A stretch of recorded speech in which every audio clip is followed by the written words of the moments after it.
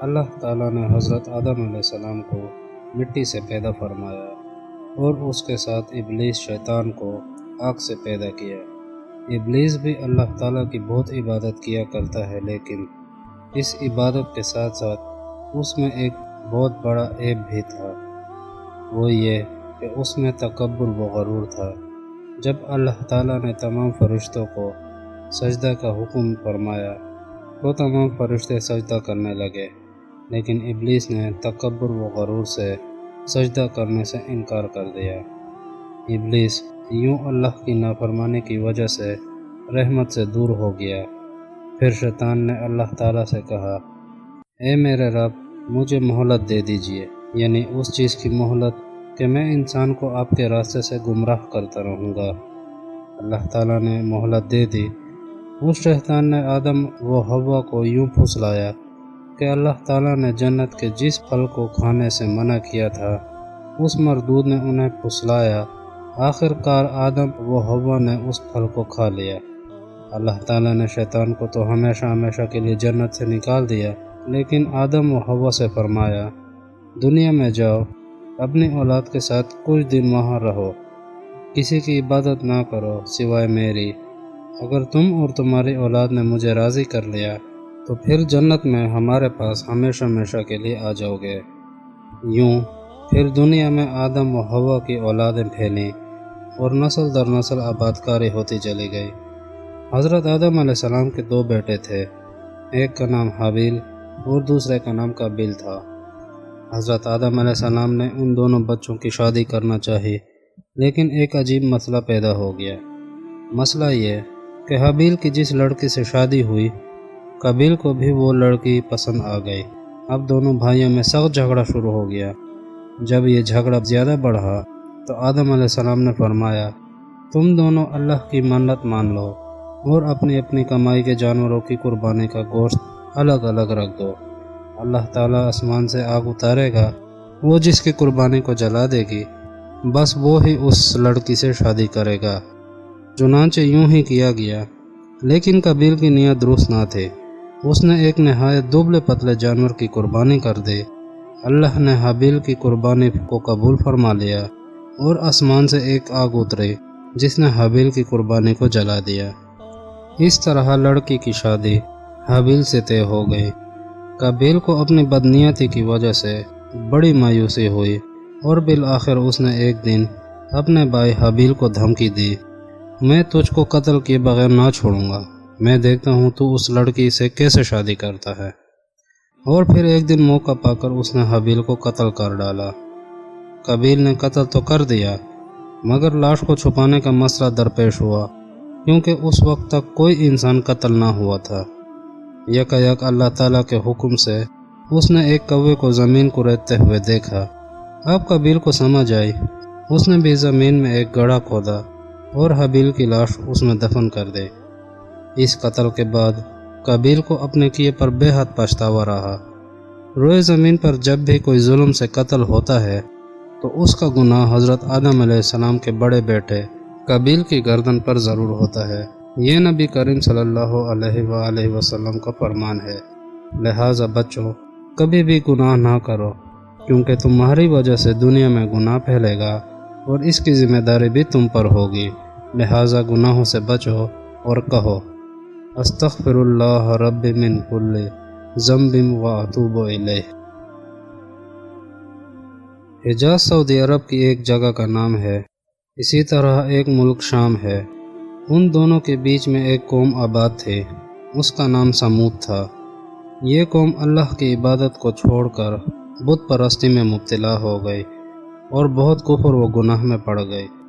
اللہ تعالیٰ نے ان کی ہدایت کے لیے ایک نبی کو بھیجا، ان کا نام حضرت صالح علیہ السلام تھا۔ انہوں نے اپنی قوم کو بار بار سمجھایا، لیکن وہ بت پرستی سے باز نہ آئی۔ جو لوگ مسلمان ہوئے، قوم انہیں بھی ستاتی رہی۔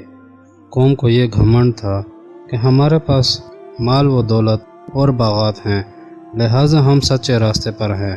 وہ حضرت صالح علیہ السلام کو مخاطب کر کے کہتے، تم لوگ خود کو دیکھو کیسے غریب اور فقیر ہو، ہمارے جسموں کو دیکھو ہم کیسے موٹے تازے اور لمبے تڑنگے ہیں، ہماری طاقت کا یہ حال ہے کہ ہم اپنے مکانات پتھروں اور پہاڑوں میں بنا لیتے ہیں، بڑے بڑے درختوں کو اکھاڑ پھینکتے ہیں، لہٰذا بتاؤ تم خدا کے پیارے ہو یا ہم؟ اس طرح صالح علیہ السلام کو جھٹلاتے اور کہتے، اگر تم خدا کے پیغمبر ہو تو کوئی نشانی لاؤ۔ قوم کی ان باتوں سے تنگ آ کر صالح علیہ السلام نے اللہ تعالیٰ سے دعا کی۔ اللہ تعالیٰ نے ایک اونٹنی بھیجی اور فرمایا کہ تمہاری قوم کے لیے نشانی ہے، اس کو اپنی قوم میں آزاد چھوڑ دو اور دیکھو اس کو کوئی تکلیف نہ پہنچانا اور نہ ہی اسے ذبح کرنا۔ تمہارے اور اس اونٹنی کے درمیان اس کے پانی پینے کے لیے باری مقرر کر دی گئی ہے، ایک دن تمہارا ہے اور ایک دن اس اونٹنی کا۔ قوم نے کچھ دن تو اس اونٹنی کو برداشت کیا، پھر شرارت کرتے ہوئے ایک دن اس اونٹنی کو قتل کر ڈالا، لہٰذا اب تو قوم کو سزا ملنی تھی۔ اونٹنی کے قتل کے بعد جب اگلے دن صبح کو لوگ بیدار ہوئے تو ان کی کیا حالت تھی، لوگوں کے چہرے خوف کے مارے بالکل پیلے پڑ گئے تھے۔ دوسرے دن یہ حالت ہوئی کہ ان کے چہرے بالکل سرخ ہو گئے تھے، اور تیسرے دن کیا ہوا؟ تیسرے دن جب قوم بیدار ہوئی تو ان کے چہرے بالکل سیاہ ہو گئے تھے، ان کی حالت ایسی بری ہوئی جیسے اب موت ہی آنا باقی تھی۔ اس طرح اللہ تعالیٰ نے سمود کی قوم کو ہلاک کر دیا۔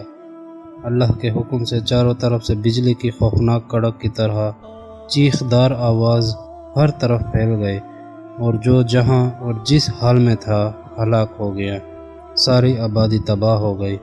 اور سنو، اللہ تعالیٰ نے اپنی مہربانی سے حضرت صالح علیہ السلام اور ان کے ماننے والوں کو اس خوفناک عذاب سے بچا لیا۔ آزر بڑھئی تھے جو لکڑی کے بت اور کھلونے بنا کر بیچتے تھے۔ ان کے بیٹے کا نام ابراہیم تھا جو اللہ تعالیٰ کے نبی اور پیغمبر تھے۔ ان کی قوم کے لوگ بتوں کی عبادت کرتے اور سجدہ کیا کرتے تھے۔ یہ لوگ اتنے احمق تھے کہ ستاروں، درختوں اور پتوں کی عبادت کرتے۔ ایک دن ابراہیم علیہ السلام نے اپنے والد سے کہا، اے ابا جان، آپ اپنے ہاتھوں سے اپنا خدا بناتے ہیں جو نہ بول سکتے ہیں، نہ سن سکتے ہیں، اور نہ کچھ دیکھ کر سمجھ سکتے ہیں، نہ کسی کو نفع پہنچا سکتے ہیں اور نہ نقصان۔ ابا جان، صرف ایک اللہ تعالیٰ کی عبادت کیجیے جس کا کوئی شریک نہیں، اللہ ہی تمام جہانوں کا مالک ہے۔ ابراہیم علیہ السلام نے اپنے والد سے کوئی سختی نہیں کی بلکہ نرمی سے عرض کیا، آج سے میں آپ سے جدا ہوتا ہوں، بہرحال اللہ تعالیٰ سے آپ کی ہدایت کے لیے دعا کرتا رہوں گا۔ یوں ابراہیم علیہ السلام نے اللہ کی محبت اور ایمان کے لیے والد کی محبت کو قربان کر دیا۔ حضرت ابراہیم علیہ السلام نے اپنے والد کے ساتھ ساتھ پوری قوم کو اسلام کی دعوت دینی شروع کر دی۔ آپ نے قوم کو دعوت دیتے ہوئے فرمایا، اپنے لکڑی اور پتھر کے گونگے بہرے بے جان بتوں کو میرے پاس لاؤ، وہ میرا کچھ نہیں بگاڑ سکتے، میں تو صرف اور صرف اللہ کو اپنا معبود مانتا ہوں، وہی کائنات کا خالق و مالک ہے، لہٰذا تم بھی ان بتوں کو توڑ کر پھینک دو۔ یہ پتھر کے بت کسی کا کچھ نہیں بگاڑ سکتے اور کچھ نہیں بنا سکتے، وہ صرف اللہ ہی ہے جو مجھے بیمار کرتا ہے اور مجھے شفا بھی دیتا ہے، وہی مارتا ہے اور جلاتا ہے۔ اللہ تعالیٰ نے حضرت ابراہیم علیہ السلام کو ایک ایسی تدبیر سجھائی کہ ساری قوم کی عقل ٹھکانے آ جائے، وہ خود اپنے مشاہدے سے اللہ کی وحدانیت ماننے والے بن جائیں۔ ایک دن تاروں بھری رات تھی، ایک ستارہ خوب چمک رہا تھا۔ کفر و شرک میں ڈوبی قوم اس ستارے کی پوجا کر رہی تھی۔ حضرت ابراہیم علیہ السلام نے جب ستارے کو دیکھا تو کہنے لگے، اچھا یہ میرا رب ہے، کیونکہ یہ دوسرے ستاروں سے زیادہ چمکدار اور بڑا ہے۔ لیکن کچھ دیر بعد وہ روشن ستارہ آنکھوں سے اوجھل ہو گیا۔ حضرت ابراہیم علیہ السلام فوراً پکار اٹھے، فرمایا، نہیں، جو ایک منٹ بھی اپنی مرضی سے نہ رک سکے اور ہماری دعائیں نہ سن سکے اور منہ چھپا کر بھاگ گئے، وہ بھلا ہمارا خدا کیسے ہو سکتا ہے؟ کچھ دیر بعد ابراہیم علیہ السلام نے دوبارہ آسمان کی طرف نگاہ اٹھائی اور دیکھا کہ چاند اپنی پوری آب و تاب سے اپنی روشنی پھینک رہا ہے، تو فرمایا، یہ چاند اس ستارے سے کافی بڑا ہے اور اس قابل ہے کہ اس کو اپنا رب مان لیا جائے۔ لیکن کیا ہوا जो ही रात ढलने लगी चांद की रोशनी भी मध्यम होने लगी। उसने भी अपना मुंह मोड़ लिया। अब सुबह के आसार दिखाई देने लगे तो सूरज ने अपना सर निकाला। सूरज को देखते ही हज़रत इब्राहीम अलैहिस्सलाम ने फिर पुकार कर फरमाया, ये है सबसे बड़ा, ये हमारा रब हो सकता है। मगर जब मगरिब में सूरज भी डूब गया तो इब्राहीम अलैहिस्सलाम ने ऐलान फरमाया, ए कौम, मैं तुम्हारे शिर्क से बेजार हूँ। मैंने अपना रुख सिर्फ इसी एक खुदा की तरफ मोड़ लिया है जो आसमानों और ज़मीनों का खालिक है। मेरा खुदा सिर्फ एक है, मैं मुशरिक नहीं हूँ। आजकल की तरह इस ज़माने में भी एक मेला लगता था जिसमें तमाम कौम शरीक होती। जब मेले का मौका आया तो कौम ने हज़रत इब्राहीम अलैहिस्सलाम से चलने को कहा। हज़रत इब्राहीम अलैहिस्सलाम ने फरमाया, मैं नहीं जाता, मैं कुछ बीमार सा हो रहा हूँ। इस पर काफिर कौम ने कहा, ये तो किसी मनहूस सितारे के असर में आ गए हैं, लिहाजा इनको वहीं छोड़ दिया। पूरी कौम मेले में चली गई तो इब्राहीम अलैहिस्सलाम इन काफिरों के मंदिर में चले गए जहाँ बेशुमार छोटे बड़े बुत रखे थे और इनके सामने किस्म किस्म के फल और मिठाइयाँ पड़ी थी। हज़रत इब्राहीम अलैहिस्सलाम की तबीयत में ख्याल आया और इन बेजान मूर्तियों से पूछने लगे, तुम इन चीज़ों को खाते क्यों नहीं, जवाब क्यों नहीं देते? फिर इब्राहीम अलैहिस्सलाम ने एक भारी हथौड़ा उठाया और एक एक करके तमाम बुत तोड़ डाले और हथौड़े को बड़े बुत के कंधे पर रख कर वापस आ गए।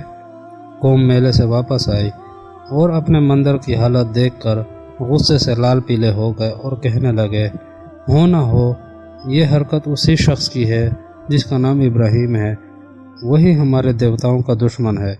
तमाम सरदार एक जगह जमा हो गए और हज़रत इब्राहीम अलैहिस्सलाम को बुला लिया और उनसे पूछा, हमारे देवताओं और बुतों के साथ तुमने ये क्या हरकत की, इन सब को क्यों तोड़ डाला? हज़रत इब्राहीम अलैहिस्सलाम ने कौम को मुखातिब करके फरमाया, तुम लोग ज़रा अपने इस बड़े बुत से पूछो जिसके कंधे पर हथौड़ा है, ये हरकत उसी की है। इस बात को सुनकर पूरी कौम पुकार उठी, क्या कहते हो, कहीं बुत भी बोलते हैं और बात करते हैं?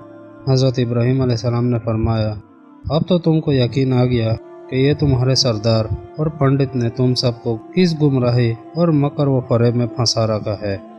अब तुम अल्लाह को अपना माबूद मान लो और किसी बुत की पूजा ना करो।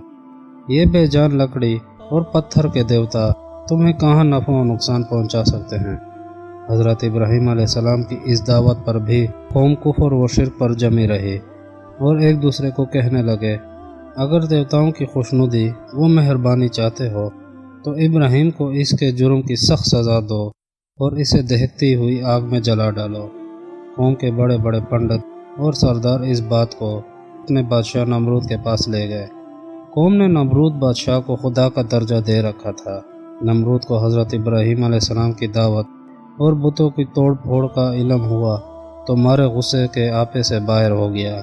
नमरूद ने सोचा, अगर इब्राहीम को इसी तरह छोड़ दिया गया तो ये हमारी सल्तनत और हमारे बाप दादा के मज़हब को ख़त्म कर देगा, फिर लोग मुझे खुदा ना मानेंगे। लिहाजा नमरूद ने हुक्म दिया, इब्राहीम को हमारे दरबार में फ़ौरन हाज़िर किया जाए। चुनांचे हज़रत इब्राहीम अलैहिस्सलाम नबी की शान व वक़ार के साथ नमरूद के दरबार में हाज़िर हुए। नमरूद ने पूछा, तुम हमारे बाप दादा के दीन की मुखालफत किस लिए करते हो और मुझे अपना रब मानने से क्यों इनकार करते हो? हज़रत इब्राहीम अलैहिस्सलाम ने फरमाया, मैं सिर्फ़ और सिर्फ एक अल्लाह की इबादत करता हूँ और किसी को इसका शरीक नहीं मानता। सारी कायनात इसकी मखलूक है, वही सबका खालिक व मालिक है। तुम भी एक इंसान हो जिस तरह हम सब इंसान हैं, लिहाजा तुम ही बताओ, तुम किस तरह से एक इंसान के रब और खुदा हो सकते हो? ए नमरूद, ज़रा सोचो, ये गूंगे बहरे लकड़ी और पत्थर के बुत कैसे खुदा हो सकते हैं? मज़ीद फरमाया, मैं सही रास्ते पर हूँ और तुम सब गलत रास्ते पर हो, इसलिए मैं अपनी दावत व तबलीग कैसे छोड़ सकता हूँ और तुम्हारे बाप दादा के मन घड़त और अपने हाथों से बनाए हुए बुतों और उनके मज़हब को किस तरह इख्तियार कर सकता हूँ? नमरूद ने यह बात सुनकर पूछा, तुम्हारे रब की कौन सी खूबी है जो मुझ में नहीं? मैं हूँ रब।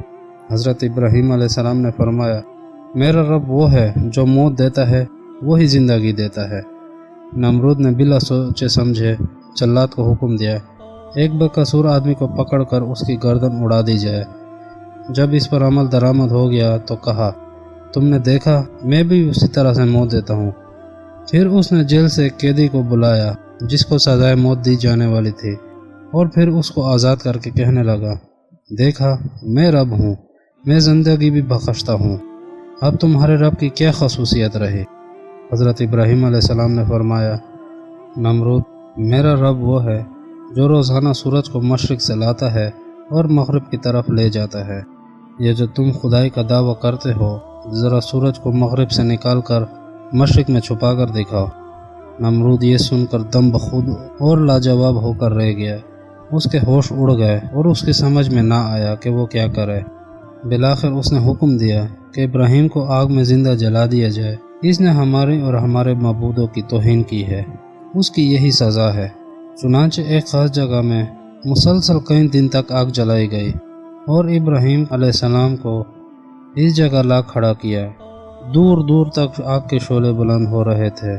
جنگل کے درندے، چرندے اور پرندے بھی دور جا کر دبک گئے تھے۔ کسی میں ہمت نہ تھی کہ وہ ابراہیم علیہ السلام کو آگ میں پھینکے۔ چنانچہ نمرود نے ایک توپ جیسی غلیل بنوائی اور ابراہیم علیہ السلام کو اس میں بٹھا کر دہکتی ہوئی آگ میں پھینک دیا۔ جب حضرت ابراہیم علیہ السلام اس آگ کے اندر پہنچے تو اللہ تعالیٰ نے آگ کو حکم دیا، اے آگ ٹھنڈی ہو جا اور حضرت ابراہیم علیہ السلام پر سلامتی والی ہو جا۔ پیارے بچوں، آپ نے اللہ کی قدرت کا کرشمہ دیکھ لیا۔ اللہ نے آگ کو حکم دیا، خبردار جو میرے پیارے نبی کو جلایا۔ آگ فوراً ٹھنڈی ہو گئی۔ اللہ کا کرنا ایسا ہوا کہ نمرود دوبارہ تاج پہن کر اپنے تخت پر بیٹھا تو اپنے رب ہونے اور بادشاہ ہونے کا رب جمانے لگا۔ ادھر حضرت ابراہیم علیہ السلام بخیر و عافیت آگ سے نکل آئے۔ اب قوم کے سامنے نمرود کی رسوائی و شرمندگی ہونے لگی۔ اسی وقت اللہ تعالیٰ نے ایک مچھر کو نمرود کے قریب پہنچا دیا۔ وہ مچھر نمرود کی ناک میں گھس گیا۔ اب تو سارے وزیر، مشیر، رعایا، ڈاکٹر، حکیم اور جادوگر سب نے مل کر کانفرنس کی۔ کسی نے کچھ رائے دی اور کسی نے کچھ کہا۔ ایک ماہر دانشور نے کہا، ایک نہایت عمدہ قسم کے موٹے چمڑے کا نیا خوب مضبوط جوتا پانی میں خوب بھیگا ہوا لیں اور بادشاہ نمرود کے سر پر زور زور سے لگائے جائیں۔ اس طرح شاید ناک کی رطوبت سے مچھر صاحب باہر آ جائیں۔ چنانچہ اسی بات پر تمام اراکین سلطنت کا فیصلہ ہوا۔ ایک آدمی کو مقرر کیا گیا جو بھیگا ہوا جوتا اٹھاتا اور تڑاخ تڑاخ نمرود کی پیشانی پر سر کے بھیجے اور گردن پر رسید کرتا۔ وہ مچھر ذرا بھی حرکت کرتا تو نمرود کا سر درد کے مارے پھٹنے لگتا اور بعض اوقات اس کی چیخ بھی نکل جاتی۔ کبھی کبھی ان جوتوں کی وجہ سے نمرود کو چھینک بھی آ جاتی اور یوں مچھر کے نکلنے کی امید بن جاتی۔ واقعی اللہ تعالیٰ سے بغاوت کرنے اور اس کو رب نہ ماننے والوں کی سزا یہی ہونی چاہیے۔ پیارے بچوں، ذرا سوچئے، بھرے دربار میں نمرود کو جوتے مارے جاتے ہوں گے، اس کی ذلت و رسوائی کا کیا حال ہوتا ہوگا۔ ایک مرتبہ حضرت ابراہیم علیہ السلام نے اللہ تعالیٰ سے سوال کیا، اے اللہ، جب تمام لوگ مر جائیں گے تو آپ کس طرح مردوں کو دوبارہ زندہ کریں گے؟ اللہ تعالیٰ نے فرمایا، اے ابراہیم، کیا تم اس بات پر ایمان اور یقین نہیں رکھتے؟ حضرت ابراہیم علیہ السلام نے فوراً فرمایا، بے شک میں ایمان رکھتا ہوں، لیکن میری درخواست ہے کہ میں اپنی آنکھوں کے سامنے دیکھ لوں کہ ایک مردہ کس طرح دوبارہ زندہ ہو جائے گا۔ اللہ تعالیٰ نے فرمایا، اچھا، اگر تم اپنے مشاہدے کے لیے مردہ کو زندہ ہوتا ہوا دیکھنا چاہتے ہو تو چند پرندوں کو پکڑ کر لاؤ، پھر ان کو ٹکڑے ٹکڑے کر کے سامنے والے پہاڑ پر ڈالاؤ، پھر انہیں دوبارہ پکارو۔ حضرت ابراہیم علیہ السلام نے ایسا ہی کیا۔ جب انہیں پکارا تو کیا دیکھتے ہیں کہ ان پرندوں کے ہاتھ، پیر اور بدن کے تمام ٹکڑے جمع ہو کر اپنی اصلی شکل میں آ گئے اور زندہ ہونے کے بعد اڑتے ہوئے واپس ابراہیم علیہ السلام کے پاس چلے آئے۔ پیارے بچوں، حضرت ابراہیم علیہ السلام کو سخت امتحانوں اور آزمائشوں میں مبتلا کیا گیا تاکہ ہم لوگ ان سے سبق سیکھیں اور ان کی پیروی میں اپنے دین اسلام پر ثابت قدم رہیں۔ حضرت ابراہیم علیہ السلام نے قوم کو دعوت دی تو وہ مخالف ہو گئے۔ آپ کو دہکتی ہوئی آگ میں ڈال دیا گیا۔ یہ آپ کی پہلی آزمائش و امتحان تھا۔ ابراہیم علیہ السلام کو خواب میں مسلسل 3 دن تک حکم ہوا کہ حضرت اسماعیل علیہ السلام کو اللہ کی رضا کے لیے ذبح کرو۔ پیارے بچوں، نبی کا خواب بھی سچا ہوتا ہے اور نبی اپنے خواب کے مطابق عمل کرتا ہے۔ لہٰذا حضرت ابراہیم علیہ السلام اپنے لخت جگر اسماعیل کو ذبح کرنے کے لیے جنگل کی طرف لے چلے۔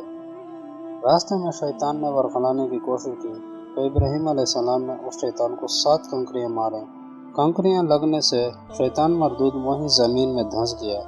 پھر زمین نے اس کو چھوڑ دیا، لیکن اپنی حرکت سے باز نہ آیا اور پھر دور چل کر پھر انہیں ورغلانے لگا۔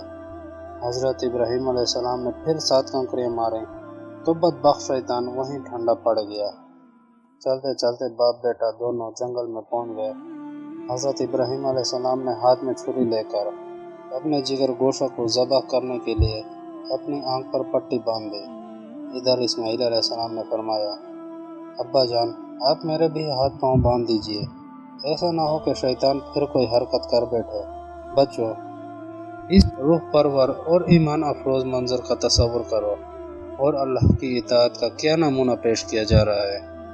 حضرت ابراہیم علیہ السلام کے ہاتھ میں چھری ہے جو انہوں نے اسماعیل علیہ السلام کے حلق کو دبا کر چلا دی اور زبان سے یہ دعا فرما رہے ہیں، اے اللہ، ہماری اس قربانی کو قبول فرما لیجئے۔ یہ کہتے ہوئے اطمینان سے اپنی آنکھوں سے پٹی کھولی تو کیا دیکھتے ہیں، اسماعیل علیہ السلام کی جگہ ایک مینڈھا ذبح کیا ہوا پڑا ہے اور قریبی حضرت اسماعیل علیہ السلام بخیر و عافیت بیٹھے ہیں۔ اللہ تعالیٰ کی طرف سے اسی جگہ وحی کی شکل میں آواز آئی، اے ابراہیم علیہ السلام، تم نے اپنے خواب کو سچ کر دکھایا۔ پیارے بچوں، یہ حضرت ابراہیم علیہ السلام کی دوسری آزمائش تھی جو پہلی آزمائش سے زیادہ کٹھن تھی، لیکن اللہ کے محبوب پیغمبر اس آزمائش میں بھی سرخرو ہوئے۔ اس طرح دیگر آزمائشوں میں بھی پورے اترتے رہے۔ حضرت ابراہیم علیہ السلام کی 2 بیویاں تھیں، حضرت ہاجرہ اور حضرت سارہ۔ حضرت ابراہیم علیہ السلام کی عمر 90 سال سے زائد ہو چکی تھی، لیکن دونوں بیویوں سے کوئی اولاد نہ تھی۔ ایک مرتبہ اللہ تعالیٰ نے ایک فرشتہ حضرت ہاجرہ کے پاس بھیجا جس نے انہیں ایک لڑکے کی پیدائش کی خوشخبری دی۔ حضرت ہاجرہ نے سنا تو فرمایا، میں تو بوڑھی ہو گئی ہوں اور میں بانجھ بھی ہوں۔ بانجھ اس عورت کو کہتے ہیں جس میں بچہ جننے کی صلاحیت، میری اولاد کیسے پیدا ہوگی؟ فرشتے نے کہا، اللہ تعالیٰ کا یہی حکم ہے۔ لہٰذا جب حضرت ہاجرہ کے ہاں لڑکا پیدا ہوا تو والدین نے اس کا نام اسماعیل رکھا۔ دوبارہ اللہ تعالیٰ کا حکم ہوا کہ حضرت ہاجرہ اور ان کے بیٹے کو بہت دور جا کر ویران ریگستان میں چھوڑ آئیں۔ مقصد یہ تھا کہ تمام دنیا کو معلوم ہو جائے کہ اللہ تعالیٰ کس طرح ظاہر اسباب کے بغیر پرورش کر کے دکھاتے ہیں۔ بچے اور اس کی والدہ کو صحرا میں چھوڑ کر واپس ہونے لگے تو حضرت ہاجرہ نے پوچھا، اے اسماعیل کے ابو، آپ ہم دونوں کو اس بے سر و سامانی کے عالم میں کس کے سہارے چھوڑ کر جا رہے ہو؟ حضرت ابراہیم علیہ السلام نے فرمایا، ہاجرہ، میں تمہیں اللہ کے حکم سے چھوڑ کر جا رہا ہوں۔ یہ بات سنتے ہی حضرت ہاجرہ واپس پلٹیں اور فرمایا، پھر تو اللہ ہمیں ضائع نہیں کرے گا۔ حضرت ہاجرہ اپنے ہمراہ جو کھجوریں اور پانی لائی تھیں وہ چند دن میں ختم ہو گیا۔ پھر تو بیٹے اور والدہ کا بھوک و پیاس سے برا حال ہونے لگا۔ معصوم اور چھوٹا سا دودھ پیتا بچہ بلک رہا ہے اور تڑپ رہا ہے۔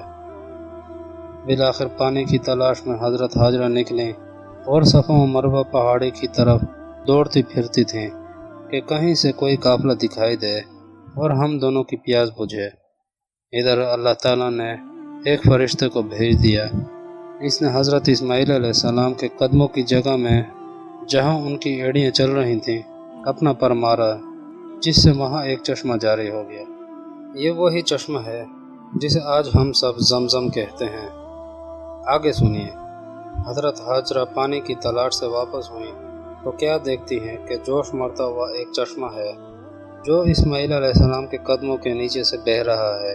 حضرت ہاجرہ نے جلدی جلدی اس کے چاروں طرف منڈیر بنانا شروع کر دی تاکہ پانی زیادہ دور تک نہ پھیلے۔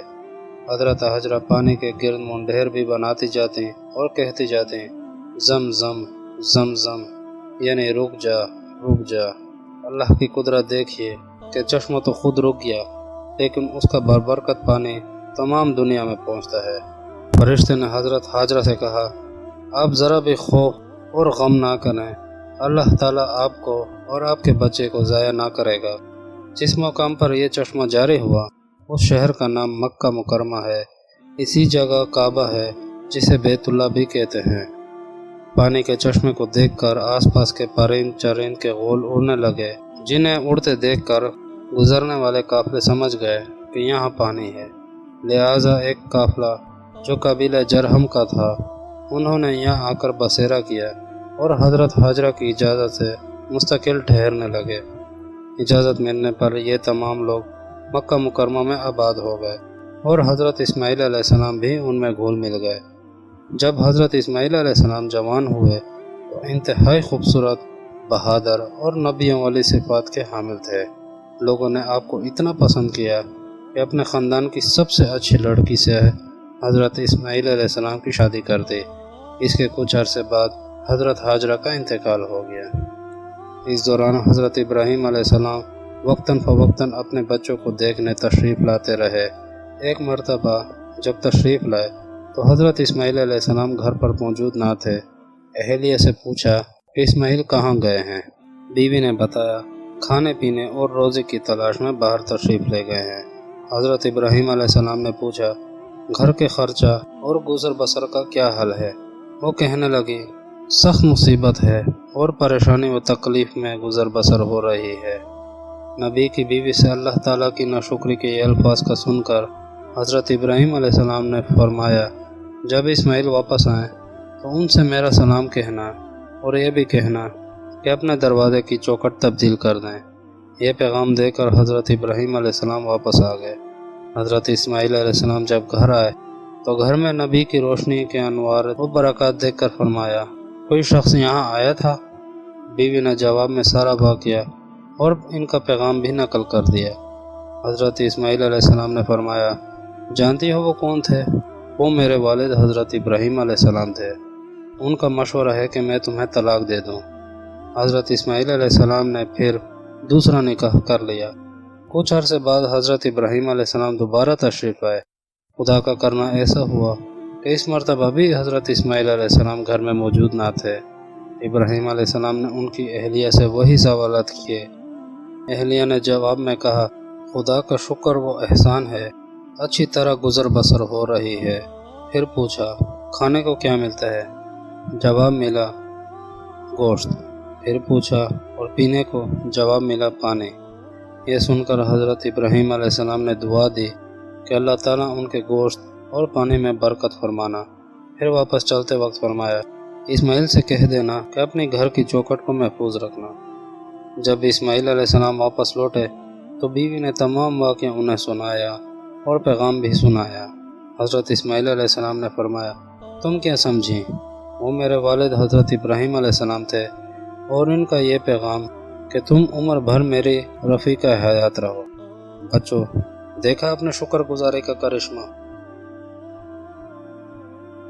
حضرت ابراہیم علیہ السلام کی عمر 100 سال سے زیادہ ہو چکی تھی اور اللہ تعالیٰ نے آپ کی اہلیہ حضرت سارہ کے پاس ایک فرشتہ بھیجا۔ فرشتے نے حضرت سارہ کو لڑکے کی خوشخبری سنائی۔ حضرت سارہ کو تعجب و حیرانی ہوئی اور کہنے لگے میں تو بالکل بانجھ اور بوڑھی ہوں، ہمارے ہاں بھلا اولاد کیسے ہوگی؟ اسی طرح وہ خدائی فرشتہ حضرت ابراہیم علیہ السلام کے پاس یہ خوشخبری لے کر گیا۔ انہوں نے بھی فرمایا میں بوڑھا ہوں، ہماری اتنی زیادہ عمر میں اولاد کیسے ہوگی؟ فرشتے نے کہا اللہ تعالیٰ جو چاہتا ہے وہی ہوتا ہے، لہٰذا تمہارے ہاں ایک لڑکا پیدا ہوگا، اس کا نام اسحاق رکھنا۔ کچھ عرصہ گزرنے کے بعد حضرت سارہ کے ہاں ایک لڑکا پیدا ہوا اور یوں ان کی مراد پوری ہوئی۔ حضرت اسحاق علیہ السلام کو بھی اللہ تعالیٰ نے اسماعیل علیہ السلام کی طرح نبی بنایا۔ جب اسحاق علیہ السلام 8 دن کے ہوئے تو ان کا ختنہ بھی کرا دیا گیا، اور جب جوانی میں قدم رکھا تو حضرت سارہ کے بھائی کی لڑکی سے شادی کر دی گئی۔ حضرت اسحاق علیہ السلام کا مکمل قصہ قرآن کریم کی سورہ انبیاء، مریم، ہود اور سورہ صفات میں موجود ہے۔ حضرت ابراہیم علیہ السلام کے بھتیجے حضرت لوط علیہ السلام تھے۔ جب آپ کے زیر تربیت رہتے اور سفر و ہجر میں ساتھ رہتے تھے، ایک مرتبہ سفر سے واپسی پر حضرت ابراہیم علیہ السلام تو فلسطین میں آباد ہو گئے اور حضرت لوط علیہ السلام اردن کی مشرقی علاقے میں جا کر بس گئے۔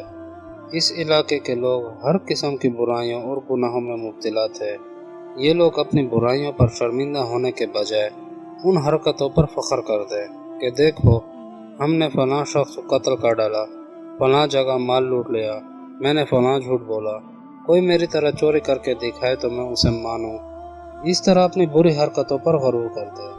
بچوں، ان لوگوں میں سب سے بری عادت یہ تھی کہ وہ لڑکیوں اور عورتوں سے بات بھی نہ کرتے تھے، صرف لڑکوں اور مردوں سے برائی کی دوستی تھی۔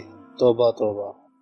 جب اللہ تعالیٰ نے اس قوم کو کتے اور سور کسی زندگی گزارتے دیکھا تو حضرت لوط علیہ السلام کو نبی بنا کر بھیجا۔ حضرت لوط علیہ السلام نے رات دن تبلیغ کی اور ہدایت کی طرف لوگوں کو دعوت دی۔ دین برحق کی یہ آواز سن کر قوم ان کی مخالف ہو گئی اور وہ کہنے لگے، یہ شخص بڑا پاک باز بنا پھرتا ہے، اس کو اپنی آبادی سے باہر نکال دو۔ حضرت لوط علیہ السلام قوم کو برابر محبت اور نرمی سے سمجھاتے رہے اور انہیں اللہ کے عذاب سے ڈراتے رہے، مگر قوم اپنی حالت سدھارنے کو تیار نہ ہوئی۔ ایک دن قوم نے جھنجھلا کر کہا، اگر ہمارے اعمال سے تمہارے خدا ناراض ہے تو تم ہمیں وہ عذاب لا کر دکھاؤ۔ پیارے بچوں، قوم کی اس بغاوت سرکشی پر خدا کا عذاب حرکت میں آ گیا۔ اللہ نے اپنے 3 فرشتوں کو نہایت حسین و جمیل لڑکوں کی شکل میں جنگل میں بھیج دیا۔ حسن اتفاق سے حضرت ابراہیم علیہ السلام بھی اسی جنگل میں موجود تھے، جو مہمان نوازی میں بڑے مشہور تھے، حتیٰ کہ کسی نہ کسی مہمان کو ساتھ بٹھا کر کھانا کھاتے تھے۔ جب کھانے کا وقت ہوا تو حضرت ابراہیم علیہ السلام نے ان 3 نوجوانوں کو بھی کھانے کی دعوت دی اور ایک بچڑا ذبح کر کے گرم گرم بھنے ہوئے گوشت کو دسترخوان پر رکھا، مگر مہمانوں نے کھانے سے انکار کر دیا۔ حضرت ابراہیم علیہ السلام نے سمجھا کہ یہ دشمن لوگ ہیں، اس لیے کھانے سے انکار کر رہے ہیں۔ تینوں مہمانوں نے ہنس کر کہا، آپ گھبرائیں نہیں اور ہرگز پریشان نہ ہو، ہم اللہ تعالیٰ کے فرشتے ہیں اور قوم لوط کو تباہ و برباد کرنے کے لیے بھیجے گئے ہیں۔ حضرت ابراہیم علیہ السلام نے فرمایا، اس بستی میں تو ہمارے بھائی کے بیٹے اور برگزیدہ نبی لوط علیہ السلام بھی موجود ہیں۔ فرشتوں نے جواب دیا، اللہ نے فیصلہ فرما دیا ہے، ان کو اور ان کے خاندان کو محفوظ رکھا جائے گا، سوائے لوط علیہ السلام کی بیوی کے کہ وہ بھی قوم کے ساتھ تباہ کر دی جائے گی، کیونکہ وہ بھی نافرمان لوگوں اور سرکشوں میں شامل ہے۔ حضرت ابراہیم علیہ السلام سے رخصت ہو کر یہ فرشتے اس آبادی میں پہنچے جس کو تباہ کرنا تھا۔ بچوں، اس آبادی کا نام سڈوم تھا۔ جب یہ فرشتے اس آبادی میں پہنچے تو لوط علیہ السلام نے قوم کی برائی کے خوف سے انہیں چھپا کر رکھا، لیکن قوم کو کسی نہ کسی طریقے سے معلوم ہو گیا اور وہ لوط علیہ السلام کے مکان پر چڑھ آئے اور مطالبہ کرنے لگے کہ ان لڑکوں کو ہمارے حوالے کر دیا جائے۔ لیکن قوم کو کسی نہ کسی طرح معلوم ہو گیا اور وہ لوط علیہ السلام کے مکان پر چڑھ آئے اور مطالبہ کرنے لگے کہ ان لڑکوں کو ہمارے حوالے کر دیا جائے۔ حضرت لوط علیہ السلام نے انہیں دعوت و تبلیغ کے ذریعے سمجھایا کہ یہ مہمان ہیں، لیکن قوم کے سر پر بدبختی سوار تھی۔ جب فرشتوں نے لوط علیہ السلام کو پریشان دیکھا تو کہنے لگے، ہماری ظاہری صورت دیکھ کر نہ گھبرائیے، ہم عذاب کے فرشتے ہیں اور اللہ تعالیٰ کا فیصلہ اٹل ہے۔ رات شروع ہوئی تو فرشتوں نے حضرت لوط علیہ السلام اور ان کے خاندان والوں کو بستی سے باہر ایک محفوظ جگہ پر پہنچا دیا، لیکن آپ کی بیوی اسی بستی میں رہی کیونکہ وہ بھی نافرمان اور گمراہوں میں سے تھی۔ جب آدھی رات گزر چکی تو پہلے زبردست ہیبت ناک چیخ تمام آبادی میں گونجی، جس سے پوری بستی الٹ پلٹ ہو گئی۔ پھر تمام آبادی والی زمین کا ٹکڑا الٹ دیا گیا، اور صرف اتنا ہی نہیں بلکہ اوپر سے پتھروں کی ایسی تیز بارش ہوئی کہ لوگوں کا نام و نشان تک باقی نہ رہا، سب کچھ مٹا دیا گیا اور تباہ و برباد کر دیا گیا۔ بچوں، اس طرح ایک نافرمان قوم اللہ کے عذاب کا لقمہ بن گئی۔ خانہ کعبہ کی تعمیر ہو رہی تھی۔ مکہ کے لوگ پتھر اٹھا اٹھا کر لا رہے تھے۔ ان میں حضور نبی کریم صلی اللہ علیہ وآلہ وسلم کے چچا حضرت عباس رضی اللہ تعالیٰ عنہ بھی شامل تھے۔ خود آپ صلی اللہ علیہ وآلہ وسلم بھی یہ کام کر رہے تھے، اور آپ اس وقت ابھی بچے تھے۔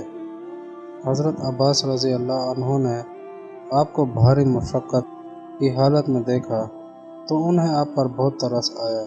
چنانچہ آپ سے کہا، اے بھتیجے، آپ اپنا تہ بند اتار کر اسے تہ کر کے کندھے پر رکھ لیں۔ اس طرح جب آپ پتھر کندھے پر رکھیں گے تو آپ کو تکلیف نہیں ہوگی۔ آپ نے اپنے چچا کا مشورہ سن کر تہ بند کھولا اور اسے کندھے پر رکھ لیا، لیکن ایسا کرتے ہی آپ گر پڑے اور بے ہوش ہو گئے۔ آپ زمین پر گرے تو آپ کی آنکھیں آسمان کی طرف اٹھی ہوئی تھی۔ اٹھتے ہی آپ نے فرمایا، میری چادر۔ پھر آپ نے فوراً تہ بند باندھ لیا۔ اس وقت دراصل 2 قریشی بچے بھی یہ کام کر رہے تھے، اور انہوں نے اپنے تہ بند کھول کر اپنے کندھوں پر رکھے ہوئے تھے۔ آپ فرماتے ہیں، جب میں نے تہ بند کھولا تو گر پڑا۔ ایسی حالت میں ایک فرشتے نے مجھے آہستہ سے اٹھایا اور کہا کہ اپنا تہ بند باندھ لو۔ میں نے تہ بند باندھ لیا اور پھر سے پتھر اٹھانے لگا، اور میرے ساتھیوں میں صرف میں نے تہ بند باندھ رکھا تھا۔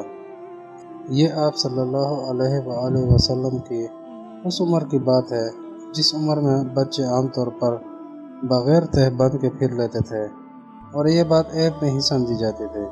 لیکن اللہ تعالیٰ نے اپنے نبی کے بچپن میں بھی اس بات کو پسند نہیں فرمایا۔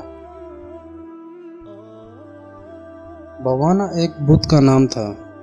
قریش کے لوگ اس بت کی پوجا کرتے تھے۔ ہر سال اس کے پاس جمع ہوتے، عید مناتے، اس کی تعظیم کرتے اور اس کے نام پر جانور ذبح کرتے تھے۔ صبح سے شام تک پتھر کے اس بت کے آگے جھکے رہتے۔ حضور نبی کریم صلی اللہ علیہ وآلہ وسلم کے چچا ابو طالب بھی اپنی قوم کے ساتھ وہاں جایا کرتے تھے۔ آپ صلی اللہ علیہ وآلہ وسلم کچھ بڑے ہوئے تو انہوں نے آپ سے بھی چلنے کے لیے کہا۔ آپ صلی اللہ علیہ وآلہ وسلم نے وہاں جانے سے انکار کر دیا۔ اس کے بعد پھر یہ ہوا کہ جب بھی ابو طالب جانے لگتے، وہ آپ سے کہتے، بھتیجے، ہم بوانا کی پوجا کے لیے جا رہے ہیں، تم بھی چلو۔ آپ ہر مرتبہ جانے سے انکار کرتے رہے، یہاں تک کہ ایک روز ابو طالب کو غصہ آ گیا۔ وہ جھلا کر بولے، آخر تم ہمارے ساتھ کیوں نہیں چلتے؟ آپ کی پھوپھیاں بھی ناراض ہوئیں اور غصے میں آ کر بولیں، آج تو ہم تمہیں لے کر ہی جائیں گی، تم کیوں ہمارے معبودوں سے دور رہتے؟ چل کر ہمارے ساتھ عید کیوں نہیں مناتے؟ ہمیں ڈر لگتا ہے کہیں یہ معبود تمہیں کوئی نقصان نہ پہنچائے۔ وہ بار بار آپ سے چلنے کے لیے کہتی رہیں۔ ابو طالب بھی کہتے رہے، آخر مجبور ہو کر آپ ان کے ساتھ چل پڑے۔ جو ہی آپ بتوں کے نزدیک پہنچے، آپ خوفزدہ ہو گئے اور فوراً واپس پلٹ آئے۔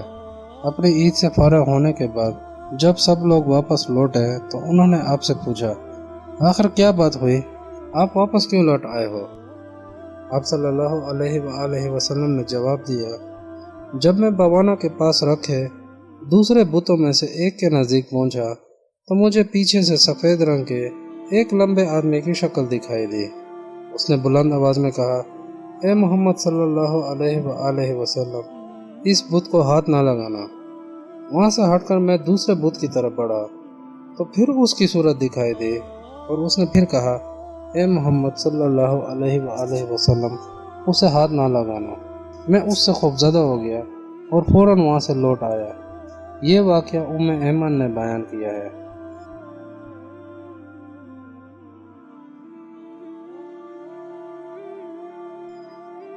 مکے میں ایک شخص زید بن عمرو بن نفیل تھا۔ مکے کے مشرک جب کسی بت پر کوئی جانور ذبح کرتے تو وہ ان سے کہا کرتا تھا، اس جانور کو تو اللہ نے پیدا کیا ہے، اسی نے اس کے لیے آسمان سے پانی اتارا اور اسی نے اس کے لیے زمین سے سبزہ اگایا، پھر تم اسے غیر اللہ کے نام پر کیوں ذبح کرتے ہو؟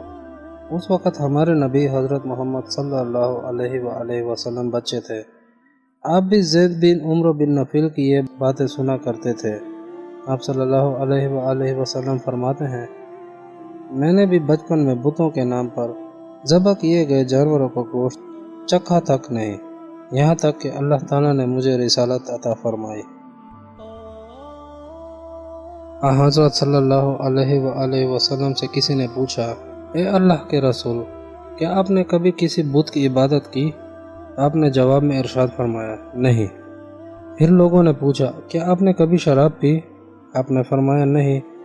میں شروع سے یہ جانتا تھا کہ یہ لوگ جس مذہب پر ہیں وہ کفر ہے، البتہ اس وقت مجھے ایمان اور کتاب کی دعوت دینے کا طریقہ معلوم نہیں تھا۔ اس کے علاوہ اس قسم کے سوالات کے جواب میں آپ نے ارشاد فرمایا، میں نے جب سے ہوش سنبھالا ہے اللہ تعالیٰ کی طرف سے مجھ میں بتوں اور اشعار کی نفرت ڈالی گئی ہے۔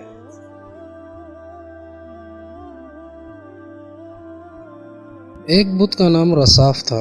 مکے کے مشرق جب خانہ کعبہ کا طواف کرتے تھے تو اس بت کو چھوتے تھے۔ ایک دن نبی کریم صلی اللہ علیہ وآلہ وسلم نے خانہ کعبہ کا طواف کیا تو زید بن حارثہ رضی اللہ تعالیٰ عنہ نے بھی آپ صلی اللہ علیہ وآلہ وسلم کے ساتھ طواف کیا اور مشرکوں کے طریقے کے مطابق رصاف کو ہاتھ لگانے لگے تو آپ صلی اللہ علیہ وآلہ وسلم نے انہیں آواز دی، اسے ہاتھ نہ لگانا۔ حضرت زید فرماتے ہیں، میں نے پھر طواف کیا اور دل میں کہا میں تو رصاف کو ہاتھ لگاؤں گا، چنانچہ طواف کے بعد میں اسے چھونے لگا تو آپ نے پھر فرمایا، کیا تجھے روکا نہیں گیا؟ حضرت زید کہتے ہیں، میں رک گیا اور اللہ کی قسم اس کے بعد میں نے کسی بھی بت کو کبھی بھی ہاتھ نہیں لگایا، یہاں تک کہ اللہ تعالیٰ نے آپ صلی اللہ علیہ وآلہ وسلم کو نبوت عطا فرما دی۔ مکہ کے لوگ رات کے وقت ایک دوسرے کو کہانیاں سناتے تھے، سنانے والے کے گرد لوگ جمع ہوتے تھے، سننے والوں میں ہر عمر کے لوگ ہوتے تھے۔ ایک روز ہمارے نبی اکرم صلی اللہ علیہ وآلہ وسلم نے اپنے ساتھی لڑکے سے کہا، تم ذرا میری بکریوں کے خیال رکھنا، آج رات میں مکے میں جا کر کہانی سنوں گا۔ آپ اس زمانے میں مکے کے نواح میں بکریاں چرایا کرتے تھے، یہ لڑکا بھی آپ کے ساتھ اپنی بکریاں چرایا کرتا تھا۔ اس نے جواب دیا، ٹھیک ہے، فکر نہ کرو۔ آپ اس ارادے سے چل پڑے۔ جب آپ مکہ کے گھروں میں سے ایک گھر کے قریب پہنچے تو اس میں گانے بجانے کی آواز آ رہی تھی۔ آپ نے پاس موجود ایک شخص سے پوچھا، یہ یہاں کیا ہو رہا ہے؟ اس نے بتایا، ایک مرد نے ایک عورت کے ساتھ شادی کی ہے، اس خوشی میں گانا بجانا ہو رہا ہے۔ آپ نے جو ہی گانے کی طرف توجہ دی، آپ کو سخت نیند آ گئی اور آپ سو گئے۔ صبح سورج نکلنے پر آپ بیدار ہوئے اور اٹھ کر اپنے ساتھی لڑکے کے پاس چلے گئے۔ اس نے جب رات کی تفصیل پوچھی تو آپ نے اسے بتا دیا کہ کیا ہوا تھا۔ اسی طرح ایک اور دن آپ نے اس سے فرمایا، تم آج رات میری بکریوں کا خیال رکھنا، میں مکے میں جا کر کہانیاں سنوں گا۔ اس نے کہا، ٹھیک ہے۔ اب مکے کی طرف روانہ ہوئے۔ پہلی رات کی طرح آپ کو پھر سے ایک گھر سے گانے بجانے کی آوازیں آئیں، لیکن جو ہی آپ نے اس کی طرف کان لگانے چاہے، اللہ تعالیٰ نے آپ پر نیند طاری کر دی اور صبح سورج نکالنے پر آپ کی آنکھ کھلی۔ آپ فرماتے ہیں، اللہ کی قسم پھر مجھے دھوپ ہی نے اٹھایا۔ آپ اپنے ساتھی کے پاس لوٹ آئے۔ اس نے پھر رات کی کیفیت کے بارے میں پوچھا تو آپ نے ساری بات بتا دی۔ آپ صلی اللہ علیہ وآلہ وسلم ان دو واقعات کا ذکر کرنے کے بعد فرماتے ہیں، اللہ کی قسم اس کے بعد نہ میں نے کبھی ایسا ارادہ کیا، نہ میں اس طرح کے کسی کام کے لیے دوبارہ گیا، یہاں تک کہ اللہ تعالیٰ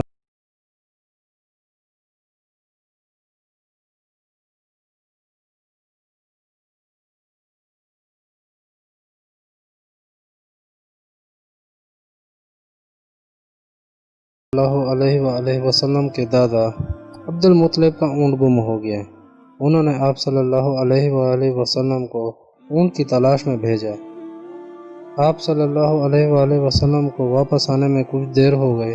عبد المطلب پریشانی کے عالم میں بیت اللہ کا طواف کرنے لگے اور یوں کہنے لگے، اے رب، میرے سوار محمد کو میری طرف لوٹا دیجئے، مجھ پر احسان کیجئے، اب انہیں لوٹا دیجئے۔ ایک شخص نے ان کے بارے میں کسی سے پوچھا، یہ کون صاحب ہیں اور یہ کیا کر رہے ہیں؟ اس نے بتایا، یہ عبد المطلب ہیں، انہوں نے اپنے پوتے محمد کو اپنے اونٹ کی تلاش میں بھیجا تھا، اور آج تک انہوں نے اپنے پوتے کو جب بھی جس کام کے لیے بھی بھیجا ہے ان کا پوتا کامیاب ہی لوٹا ہے۔ آج انہیں آنے میں ذرا دیر ہو گئی ہے تو یہ ان الفاظ میں دعا مانگ رہے ہیں۔ ابھی یہ بات ہو رہی تھی کہ آپ صلی اللہ علیہ وآلہ وسلم اونٹ کو ساتھ لیے واپس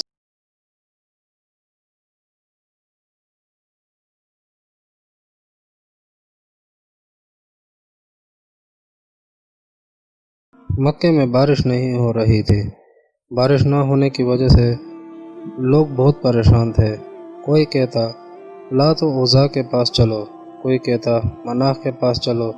اس پر ایک خوبصورت اور سمجھدار قسم کے آدمی نے کہا، تم کہاں بھٹک رہے ہو؟ حالانکہ تم میں حضرت ابراہیم علیہ السلام اور حضرت اسماعیل علیہ السلام کی نشانی موجود ہے۔ یہ سن کر لوگوں نے کہا، کیا آپ کا اشارہ ابو طالب کی طرف ہے؟ اس نے فوراً کہا، ہاں۔ وہ سب کھڑے ہو گئے اور ابو طالب کے دروازے پر آئے۔ ابو طالب باہر نکلے تو لوگوں نے ان سے کہا، وادی میں قحط پڑا ہے، بچے ہلاک ہو گئے، آئیں بارش کی دعا کریں۔ ابو طالب ان کے ساتھ چلے۔ اس وقت حضور نبی کریم صلی اللہ علیہ وآلہ وسلم ان کی انگلی پکڑے ساتھ چل رہے تھے، اور آپ چھوٹے سے بچے تھے۔ ابو طالب نے آپ کی کمر خانہ کعبہ سے ملا دی اور آپ کی انگلی پکڑ کر آسمان کی طرف اٹھا دی۔ اس وقت آسمان میں بادل کا کوئی ٹکڑا نہیں تھا، یعنی بارش ہونے کے کوئی آثار نہیں تھے، لیکن جو ہی آپ کی انگلی اوپر کو اٹھی، بادل ادھر ادھر سے آ کر جمع ہونے لگے اور پھر بارش شروع ہو گئی۔ شہر اور دیہات سب کے سب سیراب ہو گئے۔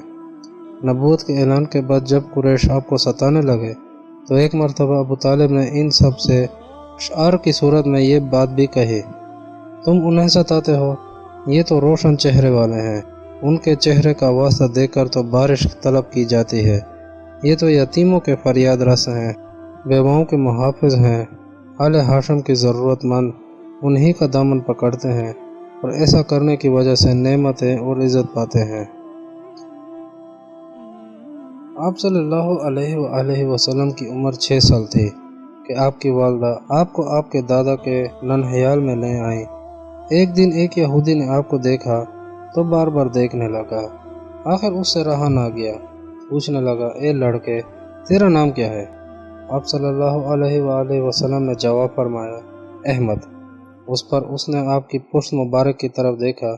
اس وقت اس نے کہا، یہ اس امت کا نبی ہے۔ پھر وہ اپنے لوگوں میں گیا۔ ان لوگوں نے یہ بات آپ صلی اللہ علیہ وآلہ وسلم کی والدہ محترمہ کو بتائی۔ اس پر حضرت آمنہ کو خوف محسوس ہوا اور وہ آپ کو مدینہ منورہ سے واپس لے آئیں۔ ایک مرتبہ آپ صلی اللہ علیہ وآلہ وسلم نے اپنے چچا زبیر کے ساتھ یمن کا سفر کیا۔ اس وقت آپ کی عمر 10 سال سے کچھ زیادہ تھی۔ راستے میں ایک وادی آ گئی، وہاں ایک بہت طاقتور اور مست اونٹ کھڑا نظر آیا۔ اس کے ڈر سے لوگ دونوں طرف رک گئے تھے، اس کے پاس سے گزر نہیں رہے تھے۔ آپ صلی اللہ علیہ وآلہ وسلم اس اونٹ سے ذرا بھی نہ ڈرے، اس کے نزدیک چلے گئے۔ اونٹ نے جو آپ کو دیکھا تو بیٹھ گیا اور اپنا سینہ زمین پر رگڑنے لگا۔ آپ صلی اللہ علیہ وآلہ وسلم اپنے اونٹ سے اتر کر اس پر سوار ہو گئے، یہاں تک کہ اس وادی کو پار کر گئے۔ تب کہیں جا کر آپ نے اسے چھوڑا۔ وادی سے آگے روانہ ہوئے تو ایک اور وادی راستے میں آ گئی۔ وہ پانی سے بھری ہوئی تھی اور پانی پورے زور و شور سے بہہ رہا تھا۔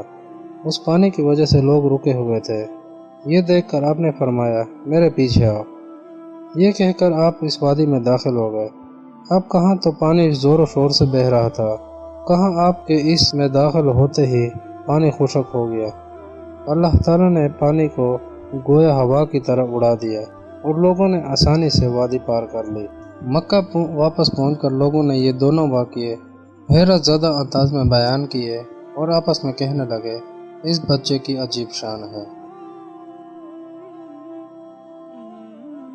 نبی کریم صلی اللہ علیہ وآلہ وسلم سے کسی نے پوچھا، آپ بھی اپنے بچپن کے بارے میں کچھ بتائیں۔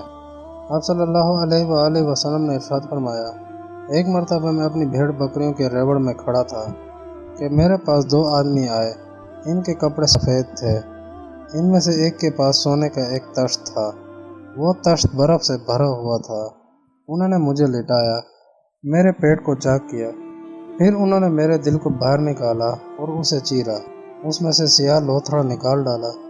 پھر انہوں نے میرے دل اور پیٹ کو اس برف سے دھویا، یہاں تک کہ انہوں نے میرے دل کو واپس میرے پہلے میں رکھ دیا، اور دل گویا پہلے کی طرح ہو گیا۔ اب ان میں سے ایک نے دوسرے سے کہا، ان کی امت کے 10 آدمیوں سے ان کا وزن کرو۔ انہوں نے مجھے تولا تو میرا وزن زیادہ ہو گیا۔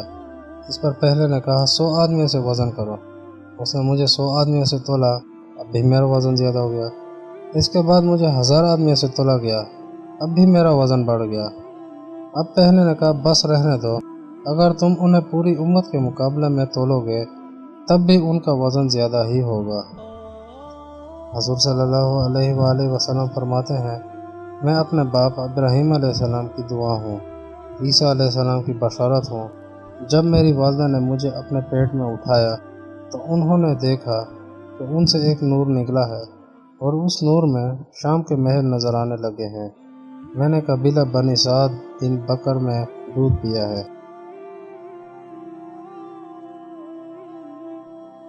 خانہ کعبہ کے سائے میں عبد المطلب کے لیے ایک تخت بچھایا جاتا تھا۔ عبد المطلب آ کر اس تخت پر بیٹھ جاتے اور ان کے سارے بیٹے ان کے گرد بیٹھتے، لیکن اس مسند پر کوئی نہ بیٹھتا۔ ایسے میں اگر حضور نبی کریم صلی اللہ علیہ وآلہ وسلم تشریف لے آتے تو سیدھے اس تخت پر جا بیٹھتے۔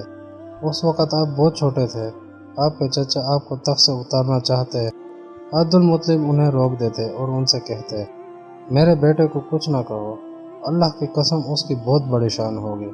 یہ کہنے کے بعد عبد المطلب نبی کریم صلی اللہ علیہ وآلہ وسلم کو اپنے ساتھ بٹھا لیتے، آپ کی کمر پر شفقت سے ہاتھ پھیرتے اور آپ کو دیکھ کر خوش ہوتے۔ اس واقعے سے ثابت ہوتا ہے کہ بچپن سے ہی آپ کی شان ظاہر ہو چکی تھی۔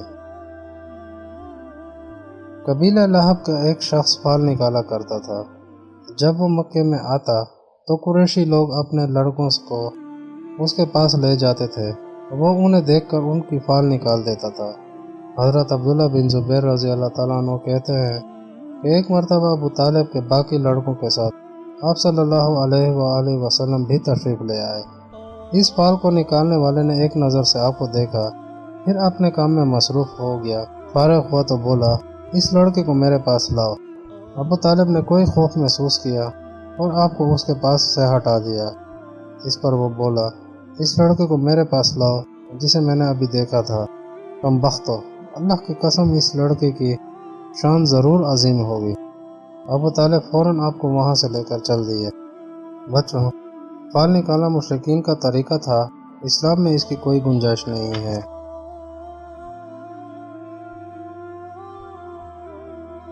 ایک مقام پر کچھ صحابہ کرام رضی اللہ عنہم آپ صلی اللہ علیہ وآلہ وسلم کے ساتھ تھے۔ وہاں پیلو کے درخت تھے، ان پر پیلو لگے ہوئے تھے۔ صحابہ کرام رضی اللہ عنہم پیلو توڑنے لگے۔ آپ صلی اللہ علیہ وآلہ وسلم نے دیکھا تو فرمایا، سیاہ پیلو توڑو، وہ زیادہ خوش ذائقہ ہوتے ہیں۔ صحابہ کرام میں سے کسی نے پوچھا، اے اللہ کے رسول، آپ کو یہ بات کیسے معلوم ہے؟ کیا آپ بکریاں چراتے رہے ہیں؟ جواب میں آپ صلی اللہ علیہ وآلہ وسلم نے ارشاد فرمایا، ہاں، میں نے بچپن میں بکریاں چرائی ہیں، اور کوئی نبی ایسا نہیں گزرا جس نے بکریاں نہ چرائی ہوں۔ میں اہل مکہ کی بکریاں چند کے رات پر چرایا کرتا تھا۔ حضرت صلی اللہ علیہ وآلہ وسلم نماز پڑھ رہے تھے۔ صحابہ کرام رضی اللہ عنہم آپ کے پیچھے صف بنائے کھڑے تھے۔ آپ صلی اللہ علیہ وآلہ وسلم کے نواسے حضرت حسن رضی اللہ تعالیٰ عنہ ایسے میں مسجد میں تشریف لے آئے۔ جب آپ سجدے میں گئے تو حضرت حسن رضی اللہ تعالیٰ عنہ آپ صلی اللہ علیہ وآلہ وسلم کی گردن مبارک پر بیٹھ گئے اور دیر تک بیٹھے رہے، جب تک وہ خود نہ اٹھے۔ آپ سجدے کی حالت میں ہی رہے۔ صحابہ کرام رضی اللہ عنہم حضرت حسن رضی اللہ تعالیٰ عنہ سے کہنے لگے، تم کیسے بچے ہو؟ نبی کریم صلی اللہ علیہ وآلہ وسلم کی گردن پر بیٹھ گئے۔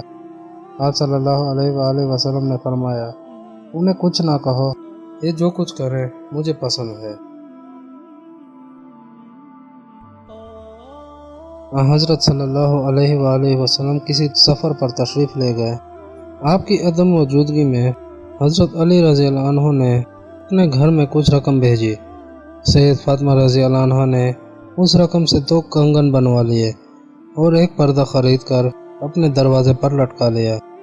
جب آپ صلی اللہ علیہ وآلہ وسلم سفر سے واپس تشریف لائے تو اپنی عادت مبارکہ کے مطابق سیدھے اپنی صاحبزادی کے پاس تشریف لے آئے۔ آپ کی نظر سید فاطمہ رضی اللہ تعالیٰ عنہ کے کنگنوں اور دروازوں پر لٹکے ہوئے پردے پر پڑی تو واپس پلٹ گئے۔ حضرت فاطمہ رضی اللہ عنہ نے آپ کو دیکھا تو استقبال کے لیے خوشی خوشی دروازے کی طرف لپکی۔ آپ کو واپس جاتے دیکھ کر آپ رونے لگیں اور سب سمجھ گئیں کہ آپ کو ان چیزوں سے نہایت ناگواری گزری ہے۔ پہلے تو آپ نے کبھی ایسا نہیں کیا تھا۔ آپ نے فوراً پردہ اتار دیا، دونوں کنگن بھی نکال لیے۔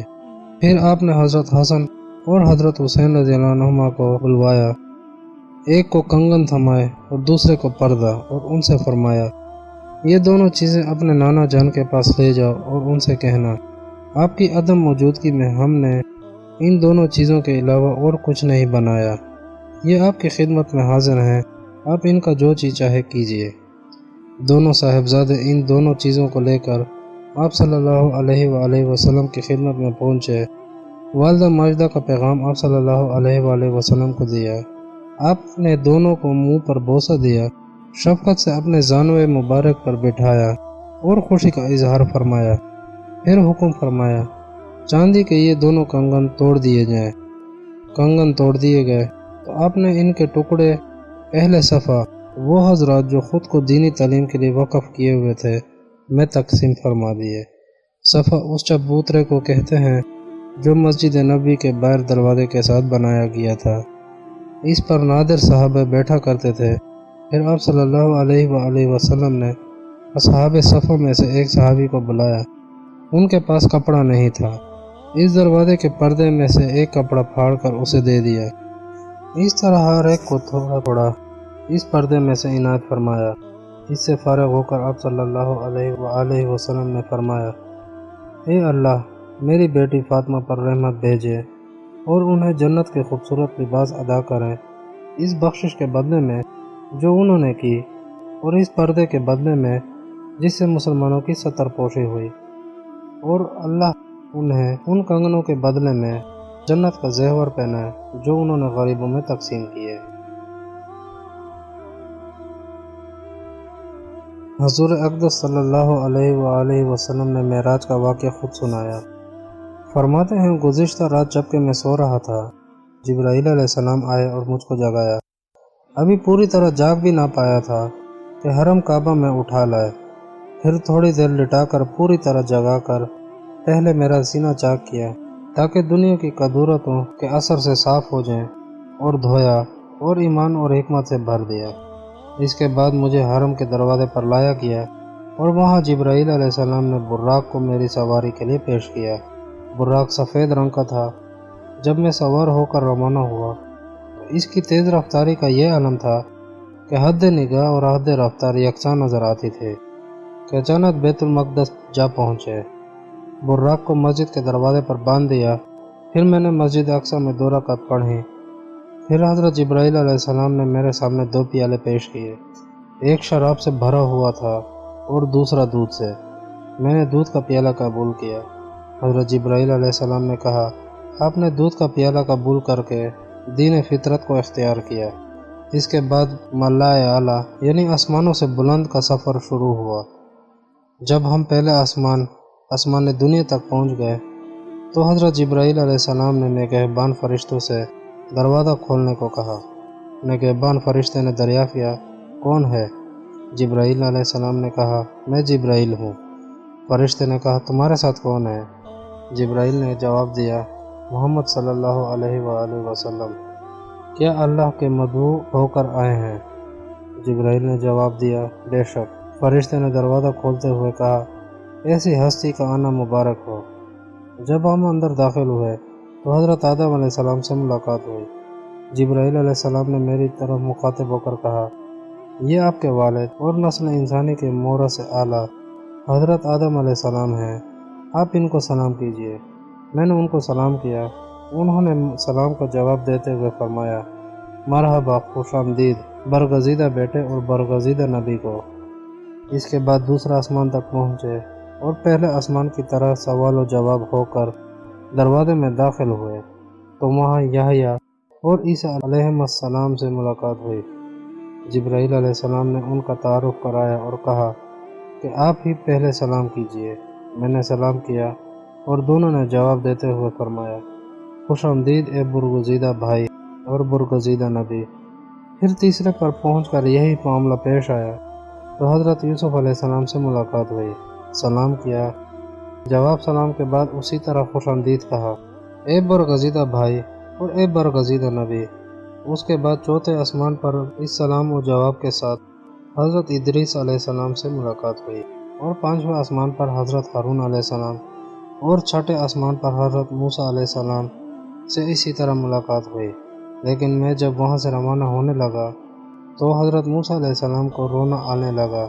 میں نے سبب دریافت کیا تو فرمایا، مجھے رشک ہوا کہ اللہ تعالیٰ کی حکمت بالغہ نے ایسی ہستی کو، یعنی حضرت محمد صلی اللہ علیہ وآلہ وسلم کو، جو میرے بعد مبعوث نبی بنائے گئے ہوں، یہ مرتبہ و شرف بخش دیا کہ ان کی امت کو میری امت کے مقابلے میں کئی گنا زیادہ جنت میں داخل ہوگی، جنت سے فیضیاب ہوگی۔ اس کے بعد پچھلے سوالات و جوابات کا مرحلہ طے ہو کر جب میں ساتویں آسمان پر پہنچا تو حضرت ابراہیم علیہ السلام سے ملاقات ہوئی، جو بیت المعمور سے پشت لگائے بیٹھے تھے اور جس میں ہر روز 70,000 نئے فرشتے عبادت کے لیے داخل ہوتے ہیں۔ انہوں نے میرے سلام کا جواب دیتے ہوئے فرمایا، مبارک اے میرے برگزیدہ بیٹے اور برگزیدہ نبی۔ یہاں سے پھر مجھے سدرۃ المنتہی تک پہنچایا گیا۔ یہ ایک انتہا کی بیری کا درخت ہے جس کا پھل بیر بجر کی ٹھلیاں کے برابر ہے، جس کے پتے ہاتھی کے کان کی طرح چوڑے ہیں۔ اس پر اللہ تعالیٰ کے فرشتے جگنوں کی طرح بے تعداد چمک رہے تھے، اور خدا کی خاص تجلی نے حیرت انگیز طور پر روشن اور پرکیف بنا دیا تھا۔ اس سفر میں نے چاروں نہروں کا بھی معائنہ کیا۔ ان میں سے 2 ظاہر بہتی تھیں اور 2 باطن بہہ رہی تھیں، یعنی 2 نہریں جن کا نام نیل و فرات ہے آسمان دنیا پر نظر پڑی، اور 2 نہریں جنت کے اندر موجود ہیں۔ اور ان مشاہدات کے بعد شراب، دودھ اور شہد کے پیالے پیش کیے گئے اور میں نے دودھ کو قبول کیا۔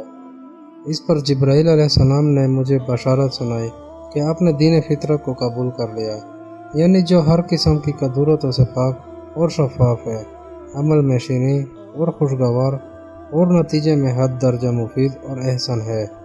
پھر خدا تعالیٰ کا خطاب ہوا کہ تم پر رات و دن میں 50 نمازیں فرض قرار دی گئی ہیں۔ جب میں ان اسرار الہی کے مشاہدات سے فارغ ہو کر نیچے اترنے لگا تو درمیان میں موسیٰ علیہ السلام سے ملاقات ہوئی۔ انہوں نے دریافت کیا کہ معراج کا کیا تحفہ لائے ہو؟ میں نے کہا 50 نمازیں۔ انہوں نے فرمایا، تمہاری امت اس بار گرام یعنی بوجھ کو برداشت نہ کر سکے گی، اس لیے واپس جائیے اور کم کرنے کی درخواست کیجیے، کیونکہ میں تم سے قبل اپنی امت کو آزما چکا ہوں۔ چنانچہ میں درگاہ الہی میں واپس لوٹا اور اللہ تعالیٰ کی جانب سے 5 کی کمی ہو گئی۔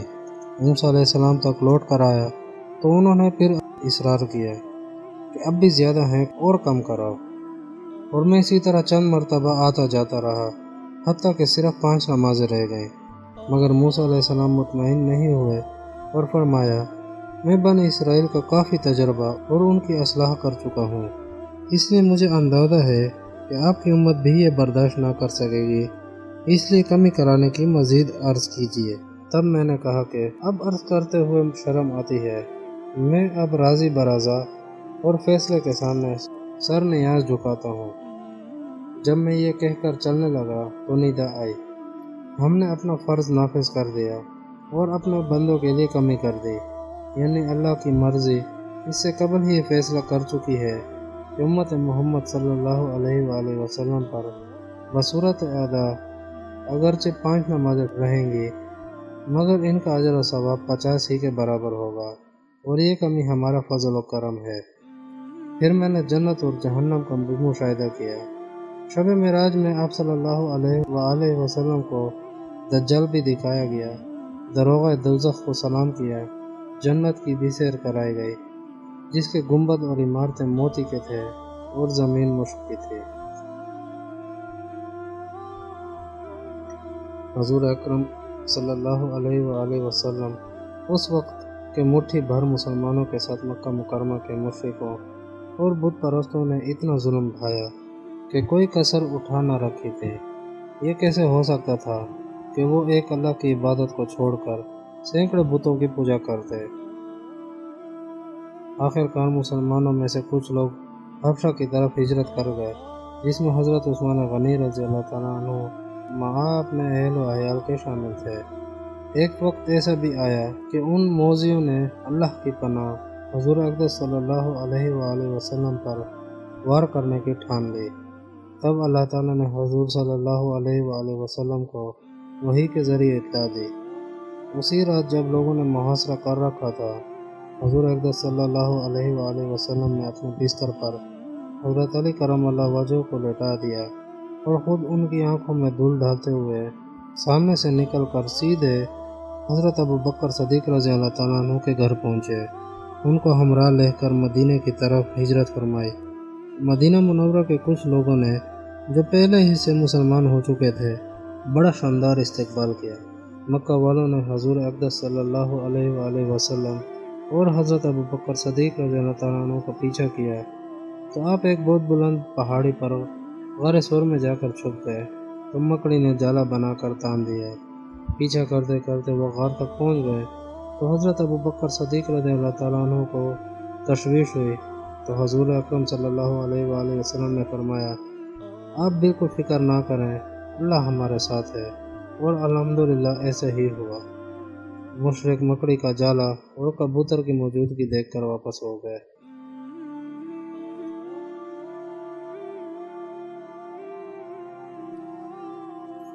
جس لشکر کے ساتھ نبی کریم صلی اللہ علیہ وآلہ وسلم نہیں ہوتے تھے، اس جہاد کو سریہ اور جس میں بنفس نفیس خود آپ صلی اللہ علیہ وآلہ وسلم شرکت فرماتے، اس کو غزوہ کہتے ہیں۔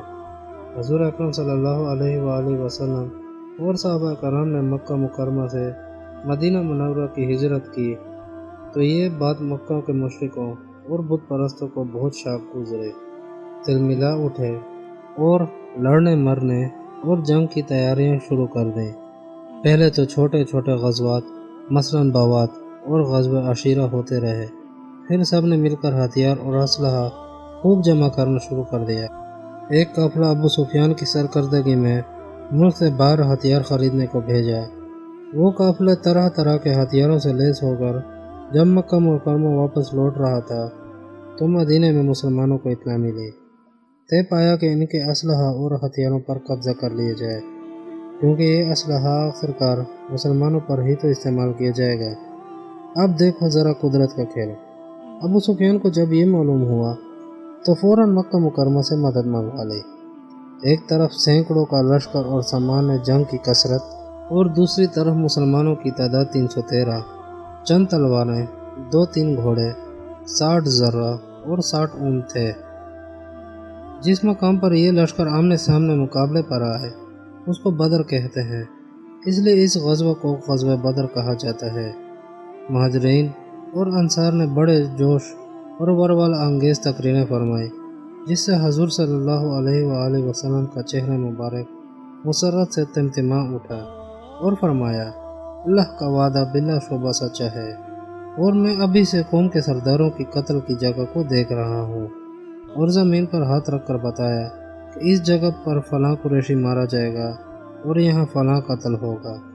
اور ایک اور حیرت کی بات سنو، مشرکین مکہ جس طرف تھے اس طرف زمین نہایت ہموار اور پختہ فرش کی تھی، حد یہ کہ دشمن پانی پر اور مسلمان اس سے محروم تھے۔ باوجود ان سب بے سر و سامانی کے اور ناسازگار حالات کے، چونکہ یہ حق و باطل کا معرکہ اور مقابلہ تھا، حضور اقدس صلی اللہ علیہ وآلہ وسلم کی مرضی پا کر مسلمانوں نے والہانہ جذبے کے ساتھ مقابلہ کیا اور ڈٹ گئے۔ اس حالت میں جب دشمن بھی سامنے آ گئے تو آپ صلی اللہ علیہ وآلہ وسلم نے پہلے تو مسلمانوں کی صفوں کو درست فرمایا، پھر گڑ گڑا کر اللہ تعالیٰ سے دعا مانگنی شروع کی، اے اللہ، تو نے جو وعدہ مدد کا مجھ سے فرمایا وہ پورا کر دیجئے۔ اے اللہ، اگر یہ مٹھی بھر مسلمان ہلاک ہو گئے تو پھر خطہ زمین پر کوئی تیری عبادت گزار باقی نہیں رہے گا۔ حضرت ابو بکر صدیق رضی اللہ تعالیٰ عنہ نے عرض کیا، اللہ کے رسول صلی اللہ علیہ وآلہ وسلم بس کیجئے، اللہ تعالیٰ اپنا وعدہ ضرور پورا کرے گا۔ اللہ پاک نے فوراً ایسا حکم فرمایا کہ مسلمانوں کی نگاہ میں دشمن کی تعداد اصل تعداد سے کم نظر آنے لگی اور مسلمان بھی مرعوب نہ ہوئے۔ اور سنو، دشمن کی نگاہوں میں یہ مٹھی بھر مسلمان ایک وقت میں دگنا معلوم ہونے لگے اور بری طرح مرعوب ہو کر گھبرا گئے۔ حضور صلی اللہ علیہ وسلم کی دعا پر اللہ پاک نے 1000 فرشتے نازل فرما کر مدد فرمائی اور پھر یہ تعداد بڑھا کر 3000 کر دی، اور مزید فرمایا کہ اگر دشمن تم پر یکلخت حملہ کرے تو ہم 5000 فرشتوں سے تمہاری مدد کریں گے۔ چنانچہ ایسا ہی ہوا کہ ان لڑائی کے وقت مسلمانوں پر اللہ تعالیٰ نے اونگ طاری کر دی اور آنکھ کھلی تو تازہ دم ہو گئے۔ پھر چوتھے یہ کہ آسمان سے پانی برسا دیا، دشمن تو کیچڑ میں لت پت ہو گئے اور مسلمانوں کی زمین جو ریتیلی تھی کو جما کر پختہ فرش بنا دیا۔ اب جو جنگ نے زور پکڑا تو حضور صلی اللہ علیہ وسلم نے چہرہ سیاہ ہوں پڑتے ہوئے مٹھی بھر خاک اور کنکریاں دشمنوں کی جانب پھینکی تو اللہ تعالیٰ کی قدرت تو دیکھو کہ ہوا کے ذریعے اس کے ذرات تمام مشرکین کی آنکھوں کے اندر پہنچ گئے۔ اب جو انہوں نے گھبراہٹ اور بے بسی کے عالم میں آنکھیں ملنا شروع کیا تو بھاگنے کا موقع بھی نہ ملا۔ ان کے 70 آدمی قتل ہوئے اور 70 گرفتار اور باقی بھاگ گئے۔ احد مدینہ منورہ کے ایک پہاڑ کا نام ہے۔ حضور اکرم صلی اللہ علیہ وآلہ وسلم کو احد سے بڑی محبت تھی۔ غزوہ بدر میں جو شکست قریش کھا چکے تھے اس کا بدلہ لینے کے لیے ابو سفیان کی کمان میں 3000 سرماؤں کا لشکر مکہ مکرمہ سے نکلا اور احد کے سامنے آ کر خیمہ ڈال دیا۔ حضور اکرم صلی اللہ علیہ وآلہ وسلم نے اچھی طرح مشورہ فرمایا اور 1000 کا لشکر مقابلے کے لیے مدینہ سے نکلا اور لشکر میں 300 منافق بھی ساتھ ہو لیے۔ کچھ دور ساتھ چلنے کے بعد مسلمانوں میں پست ہمتی پیدا کرنے کی خاطر وہ واپس مدینہ منورہ آ گئے۔ مسلمانوں کا حوصلہ اور زیادہ بلند ہو گیا۔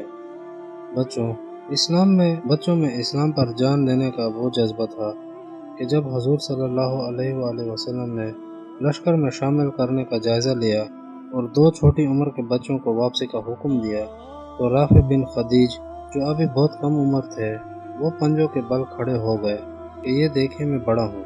حضور صلی اللہ علیہ وآلہ وسلم نے ان کی ہمت اور شوق کو دیکھ کر اجازت دے دی۔ اس طرح جب ایک دوسرے کم عمر بچے سمرہ بن جندب کو الگ کیا تو وہ رونے لگا اور عرض کیا کہ یا رسول اللہ، جب رافع جنگ کے لیے شریک کیے جا سکتے ہیں تو مجھ کو کیوں خارج کیا جا رہا ہے، جبکہ رافع کو کشتی میں پچھاڑ دیتا ہوں۔ آخر کشتی کرائی گئی اور سمرہ نے رافع کو پچھاڑ دیا، پھر دونوں کو لشکر میں شامل کر دیا گیا۔ حضور نبی کریم صلی اللہ علیہ وآلہ وسلم نے لشکر کی اس طرح صف بندی کی اور 50 تیر اندازوں کو پہاڑ کی ایک گھاٹی پر مقرر فرما دیا کہ چاہے فتح ہو چاہے شکست، کسی حال میں بھی اپنی جگہ سے حرکت نہ کریں تاکہ پیچھے سے دشمن حملہ آور نہ ہو سکے۔ جب گھمسان کی لڑائی ہونے لگی تو تھوڑی دیر میں اللہ پاک نے دشمنوں کے قدم اکھاڑ دیے اور وہ میدان چھوڑ کر بھاگ نکلے۔ جب میدان صاف پایا تو مسلمانوں کے لشکر نے مال غنیمت جمع کرنا شروع کر دیا۔ وہ جو 50 تیر انداز پہاڑ کے پیچھے مقرر تھے غالباً یہ سمجھ کر کہ لڑائی اب تو ختم ہو چکی ہے، وہ بھی مال غنیمت کی طرف متوجہ ہو گئے۔ دشمن نے خالی جگہ دیکھ کر پیچھے گھاٹی کی طرف سے مسلمانوں پر ٹوٹ پڑے۔ مسلمان اس طرح اچانک حملے سے گھبرا گئے اور منتشر ہو گئے۔ نبی اکرم صلی اللہ علیہ وآلہ وسلم کے پہلو میں صرف حضرت ابو بکر، عمر، طلحہ، زبیر رضی اللہ عنہ موجود تھے۔ پھر بھی ایک پتھر حضور صلی اللہ علیہ وسلم کے آ کر لگا جس سے آپ کا ایک دانت شہید ہو گیا اور لڑ کھڑا گیا، جس سے خود سر میں گھس گیا اور چہرہ مبارک اور بازو میں کافی زخم آئے۔ ایک مشرک نے پکار دیا کہ نعوذ باللہ، محمد صلی اللہ علیہ وآلہ وسلم کا انتقال ہو گیا۔ یہ سنتے ہی سارے صحابہ کرام سمٹ کر جمع ہو گئے کہ اگر یہ خبر صحیح ہے تو اب ہم زندہ رہ کر کیا کریں گے۔ ابو سفیان جو مشرکوں کا سردار ہے نے جب یہ نقشہ دیکھا تو یہ کہہ کر آئندہ سال پھر بدر میں معرکہ آرائی ہوگی، پھر اپنا لشکر واپس مکہ لے گیا۔ عرب کے قبیلے، یہود اور جن سے ان کا معاہدہ تھا، سب کے سب جمع ہو کر مسلمانوں کو نیست و نابود کرنے نکلے تھے، اور مدینہ منورہ کے اندر منافقین کا گروہ خفیہ طور پر ان کی مدد کر رہا تھا۔ ابو سفیان 10,000 مشرکوں کا لشکر لے کر مدینہ منورہ پر چڑھائی کے لیے نکلا۔ جب حضور اکرم صلی اللہ علیہ وآلہ وسلم کو اس کا علم ہوا تو آپ صلی اللہ علیہ وآلہ وسلم نے صحابہ سے مشورہ کیا۔ حضرت سلیمان فارسی رضی اللہ تعالیٰ نے عرض کیا کہ خندق کھود کر دشمنوں سے حفاظت کر لی جائے۔ چنانچہ قدال لے کر خود بھی بنفس نفیس شرکت فرمائی۔ میرے پیارے بچوں، ذرا غور کرو، سرکار دو جہاں، فخر موجودات صلی اللہ علیہ وآلہ وسلم کی ذات گرامی اور خندق کا کھودنا، اور اپنے صحابہ کے ساتھ مل کر، اور اس سے زیادہ حیرت کی بات بتاؤں، حضور اکرم صلی اللہ علیہ وآلہ وسلم 3 دن کے فاقے سے تھے اور پیٹ پر پتھر باندھے ہوئے تھے، اور اس کے آگے تو کوئی حد ہی نہیں رہ گئی، جبکہ ایک بہت سخت پتھر بیچ میں آ گیا۔ سب صحابہ نے خوب زور لگایا، لیکن اس پتھر کو کوئی حرکت نہ ہوئی۔ صحابہ نے حضور اقدس صلی اللہ علیہ وآلہ وسلم سے اپنی بے بسی کا اظہار کیا۔ آپ صلی اللہ علیہ وآلہ وسلم نے بسم اللہ کہہ کر خدال کی ایک ضرب سے اس پتھر کو پارا پارا کر دیا۔ آپ صلی اللہ علیہ وآلہ وسلم کے ساتھ صحابہ کرام بھی 3 دن رات بھوک سے پیٹ پر پتھر باندھے اسلام کی خاطر مصروف رہے۔ خندق سے مٹی اٹھا اٹھا کر ادھر ادھر منتقل کر رہے تھے، اور جسم مبارک گرد میں اٹا ہوا تھا، اس لیے اس کو غزوہ خندق بھی کہتے ہیں۔ دشمن کو آگے بڑھنے کا کوئی موقع نہ ملا، 20 روز تک محاصرہ اور گھیراؤ کیے رہے۔ آخر میں کفار ہی کا ایک شخص نعیم بن مسعود لخمی کے دل میں فطور آیا، اور اس نے مشرکین مکہ اور یہود مدینہ کے درمیان بے اعتمادی پیدا کر دی، اور ایسا اختلاف پیدا ہو گیا کہ ایک دوسرے کے ساتھ مل کر مسلمانوں سے جنگ کرنے سے صاف انکار کر دیا، اور اللہ تعالیٰ نے اپنی قدرت کاملہ سے ہوا کو حکم دیا، اور وہ طوفان بن کر دشمنوں کے اوپر اتنی تیز چلی کہ تمام لشکر تہ و بالا ہو گیا، خیمے اکھڑ گئے، چوپائے بھڑک بھڑک کر بھاگنے لگے۔ آخر دشمن نے محاصرہ ختم کر دیا اور بھاگ گئے۔ اس موقع پر حضور اقدس صلی اللہ علیہ وآلہ وسلم نے کچھ اس طرح دعا فرمائی: اے کتاب قرآن کے نازل کرنے والا خدا، اے جلد حساب لینے والے، تو مشرکین کی جماعتوں کو شکست دے دے، الہی ان کو فرار کر اور ان کو ڈگمگا دے۔ حدیبیہ مکہ مکرمہ سے جدہ کی جانب ایک منزل پر واقع ہے۔ اصل میں یہ ایک کنویں کا نام ہے۔ 6 ہجری مطابق فروری 628 عیسوی ماہ ذی-القعدہ پیر کے دن سرور دو عالم صلی اللہ علیہ وآلہ وسلم 1400 صحابہ رضی اللہ عنہم کے ہمراہ عمرہ کرنے روانہ ہوئے۔ ایک جاسوس نے اطلاع دی کہ قریش مکہ کا ارادہ ہے کہ آپ کو مکہ مکرمہ میں داخل نہ ہونے دیں گے۔ مشورے میں حضرت ابوبکر صدیق رضی اللہ تعالیٰ عنہ نے عرض کیا کہ ہم تو صرف عمرہ کرنے نکلے ہیں، جنگ یا قتل ہمارا مقصد نہیں۔ نبی اکرم صلی اللہ علیہ وآلہ وسلم اچانک بخبری میں خالد بن ولید کے دستے کے سامنے پہنچ گئے تو اپنی گھات کو ناکام دیکھ کر خالد گھبرا گئے اور تیزی کے ساتھ مشرکین مکہ کے پاس پہنچ گئے۔ نبی اکرم صلی اللہ علیہ وآلہ وسلم جب اس ٹیلے پر پہنچے جہاں سے اتر کر مکہ مکرمہ پہنچنا تھا، اچانک آپ صلی اللہ علیہ وآلہ وسلم کی اونٹنی قصوہ بیٹھ گئی اور کسی طرح سے اٹھنے کا نام نہ لیا، تو حضور اقدس صلی اللہ علیہ وآلہ وسلم نے فرمایا: قصوہ ہرگز نافرمان نہیں ہوئی اور نہ یہ اس کی عادت ہے، بلکہ اس کو خدا نے روک دیا ہے جس نے ہاتھی والوں کو روک دیا تھا، لہٰذا اس خدا کی قسم جس کے قبضے میں میری جان ہے، وہ مشرکین مجھ سے جو بھی چاہیں گے جس میں بیت اللہ کی حرمت پیش نظر ہو تو میں ضرور اس کو پورا کروں گا۔ جیسے ہی یہ اعلان ہوا، قصوہ فوراً اٹھ کھڑی ہوئی اور حدیبیہ کے میدان میں جا پہنچی۔ حضور اکرم صلی اللہ علیہ وآلہ وسلم نے مشورہ کے بعد حضرت عثمان رضی اللہ عنہ کو مکہ بھیجا۔ ابو سفیان وغیرہ سے مل کر گفتگو کی تو انہوں نے ایک نہ سنی اور کہنے لگے: تم اگر چاہو تو اکیلے طواف کر لو، ورنہ ہم محمد صلی اللہ علیہ وسلم کو اور ان کے ساتھیوں کو مکہ میں داخل نہیں ہونے دیں گے۔ حضرت عثمان رضی اللہ عنہ نے فرمایا، یہ تو میں ہرگز نہیں کر سکتا کہ اللہ کے رسول کے بغیر طواف اور عمرہ ادا کر لو۔ قریش نے حضرت عثمان رضی اللہ عنہ کا یہ اصرار دیکھا تو ان کو واپس جانے سے روک لیا۔ ادھر مسلمانوں کو یہ خبر پہنچی کہ حضرت عثمان رضی اللہ عنہ قتل کر دیے گئے۔ ہر شخص بے قرار اور بے قابو ہوا جا رہا تھا۔ نبی اکرم صلی اللہ علیہ وسلم نے اس وقت ایک درخت کے نیچے بیٹھ کر مسلمانوں سے اس بات پر بیعت لی کہ مر جائیں گے مگر ہم میں سے کوئی ایک بھی فرار نہیں ہوگا۔ جب مشرکین مکہ کو یہ خبر پہنچی تو خوف زدہ ہو کر حضرت عثمان رضی اللہ عنہ کو واپسی کی اجازت دے دی۔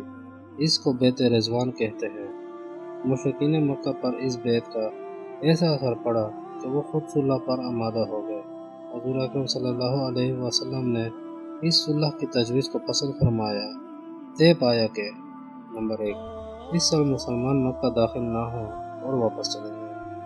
نمبر 2 آئندہ سال مسلمان بغرض عمرہ مکہ میں اس طرح داخل ہوں گے کہ معمولی ہتھیاروں کے علاوہ کوئی جنگی ہتھیار نہیں ہوگا اور تلواریں نیام کے اندر ہی رہیں گی، صرف 3 دن قیام کریں گے۔ نمبر 3 معاہدے کی مدت کے اندر دونوں جانب امن و عافیت کے ساتھ آمد و رفت جاری رہے گی۔ نمبر 4 اگر کوئی شخص مکہ سے مدینہ چلا جائے گا تو اس کو مکہ واپس کرنا ہوگا، لیکن جو مدینہ سے مکہ آئے گا تو اس کو واپس نہیں کریں گے۔ نمبر 5 تمام قبائل آزاد ہیں، جو جس فریق کا دوست بننا چاہے حلیف بن جائے گا۔ نمبر 6 یہ معاہدہ 10 سال تک قائم رہے گا، کوئی خلاف ورزی نہیں کرے گا۔ معاہدے کی تحریر کے وقت نام مبارک کے ساتھ لفظ رسول اللہ لکھنے پر مکہ والوں کے نمائندہ سہیل نے اعتراض کیا تو حضرت علی رضی اللہ عنہ نے جو معاہدہ لکھ رہے تھے صاف انکار کر دیا کہ رسول اللہ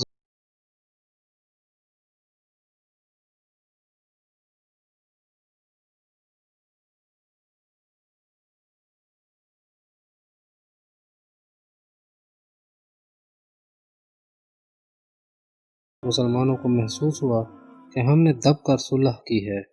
حضرت علی رضی اللہ عنہ نے فرمایا، یا رسول اللہ کیا حدیبیہ کا واقعہ فتح ہے؟ آپ نے فرمایا، ہاں، قسم بخدا بلا شعبہ یہ فتح ہے۔ اللہ تعالیٰ نے اپنے پیارے لاڈلے نبی صلی اللہ علیہ وسلم کو ایسی حکمت فراست عطا فرمائی کہ صلح کے بعد کے واقعات سورج کی طرح روشن دلیل ہیں کہ یہ دب کر صلح کرنا در حقیقت عین فتح مبین یعنی فتح عظیم ثابت ہوئی۔ پہلے یہ کہ جنگ کا خطرہ ٹل گیا، مکہ مکرمہ اور مدینہ منورہ میں آنے جانے کا بے خطر امن اور اطمینان کا راستہ کھل گیا۔ اب جو قریش مکہ اور مسلمانوں کے تبادلہ خیالات کا موقع ملا تو تبلیغ اور دعوت کے ذریعے لوگوں نے دھڑا دھڑ اسلام قبول کرنا شروع کر دیا۔ حضرت خالد بن ولید اور حضرت عمر بن العاص رضی اللہ عنہما کا قبول اسلام اسی صلح کا کارنامہ ہے۔ تم غور کر لو کہ حضور اقدس صلی اللہ علیہ وآلہ وسلم اس صلح سے قبل عمرہ کے لیے نکلے تو صرف 1400 مسلمان ہمراہ تھے، لیکن جب فتح مکہ کے لیے صرف 2 سال بعد نکلے تو 10,000 تعداد تھے۔ مشرکین مکہ نے معاہدہ کی خلاف ورزی کی اور وہ ٹوٹ گیا۔ ہوا یہ کہ مشرکین کے 2 قبیلہ بنی خزاعہ اور بنی بکر میں پھر جنگ چھڑ گئی۔ بنی خزاعہ مسلمانوں کا ساتھ دیتے تھے اور انہوں نے حضور صلی اللہ علیہ وآلہ وسلم سے مدد مانگی۔ قریش اس سے ڈر گئے اور ابو سفیان کو مدینے بھیجا کہ قبیلوں کی جنگ کے واقعے کو حضور صلی اللہ علیہ وآلہ وسلم سے چھپا لیں اور معاہدے کی مدت میں اضافہ اور اثر نو معاہدہ کر لیں۔ ابو سفیان مدینے پہنچے تو سیدھے اپنی بیٹی ام حبیبہ رضی اللہ عنہا جو کہ ازواج مطہرات میں سے تھیں کے گھر پہنچے، اور جب حضور صلی اللہ علیہ وسلم کے بستر پر بیٹھنے کا ارادہ کیا، ام حبیبہ نے کہا کہ یہ پیغمبر خدا کا بستر ہے اور آپ مشرک ہیں۔ ابو سفیان وہاں سے گڑبڑاتا ہوا حضور اقدس صلی اللہ علیہ وآلہ وسلم کی خدمت میں حاضر ہوا اور نئے معاہدے کی تجویز پیش کی۔ حضور صلی اللہ علیہ وسلم نے فرمایا، یہ نئے معاہدے کی کیا ضرورت ہے؟ تم مطمئن نہ ہو، ہم اپنے عہد پر قائم ہیں۔ حضور اکرم صلی اللہ علیہ وآلہ وسلم کا جواب سن کر وہ مایوس ہو گیا، تو اس نے حضرت ابوبکر رضی اللہ عنہ اور حضرت علی رضی اللہ عنہ کو بہکانا چاہا۔ ان سے بھی مایوس ہو کر وہ مکہ واپس ہو گیا۔ اس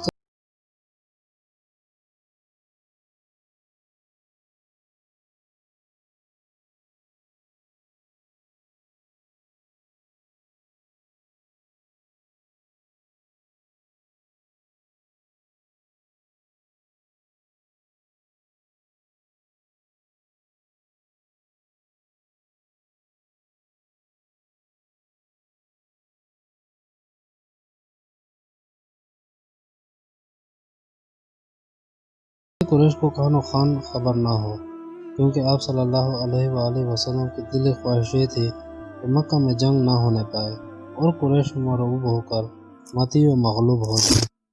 رمضان المبارک کی ابتدائی تاریخیں تھیں۔ حضور اقدس صلی اللہ علیہ وآلہ وسلم 10,000 جانصاروں کے ساتھ مکہ مکرمہ کی جانب روانہ ہوئے۔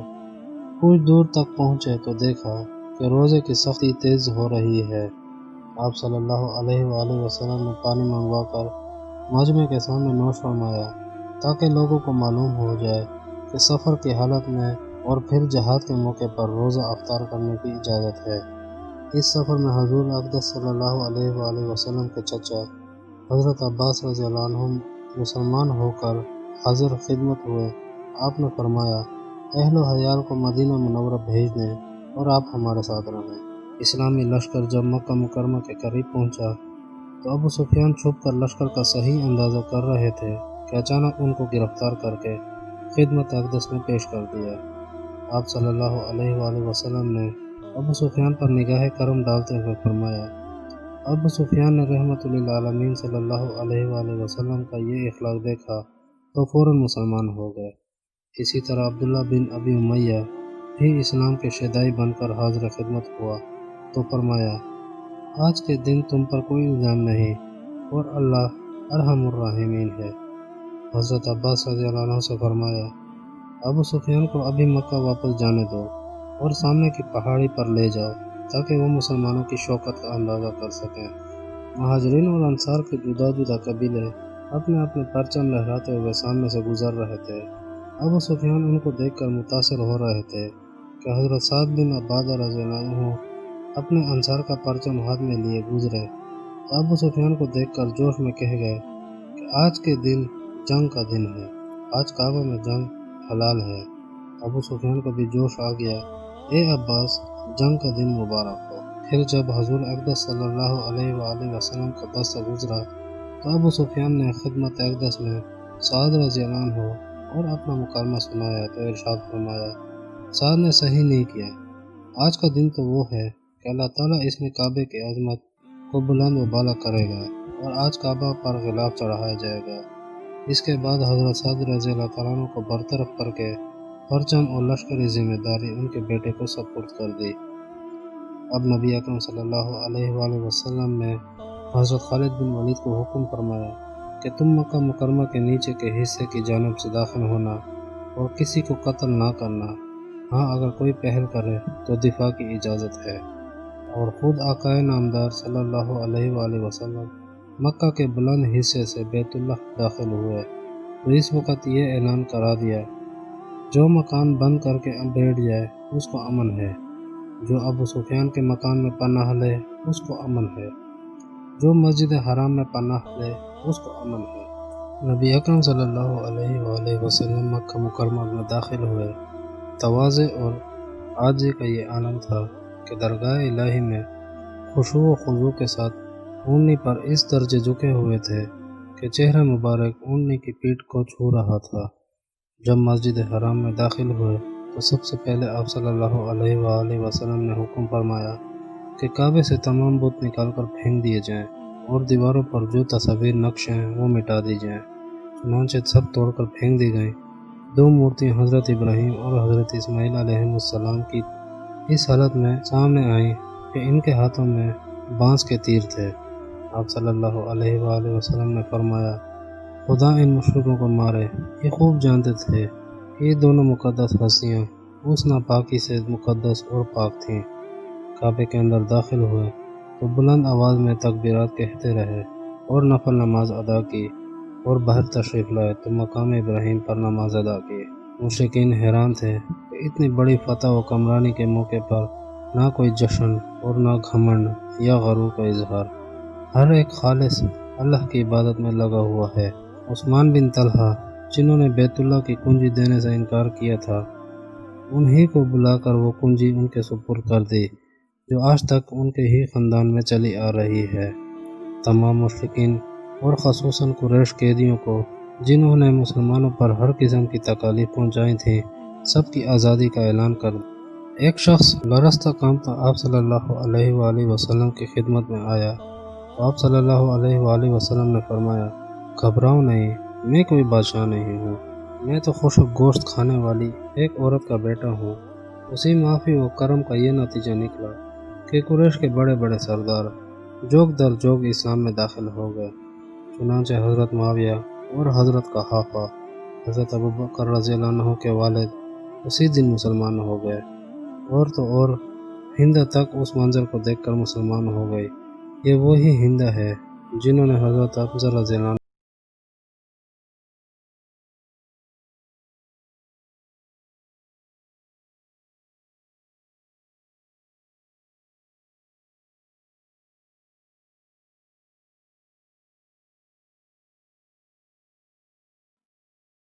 فتح مکہ کے بعد عرب قبیلے جوگ در جوگ مسلمان ہونے لگ گئے، لیکن قبیلہ حوازن اور قبیلہ ثقیف نے اور بھی قبائل کو شریک کر کے جنگ شروع کر دی۔ نبی کریم صلی اللہ علیہ وآلہ وسلم مشورے کے بعد 12,000 جانثاروں کا لشکر لے کر دفاع کی غرض سے حنین پہنچے۔ بعض مسلمان کی زبان سے بغیر انشاءاللہ کے اپنی فوج کی اکثریت کا گھمنڈ نکل گیا کہ آج ہماری قوت کو کوئی شکست نہیں دے سکتا۔ اللہ پر بھروسہ کرنے کے بجائے اکثریت پر گھمنڈ کرنا اللہ کو پسند نہیں آیا۔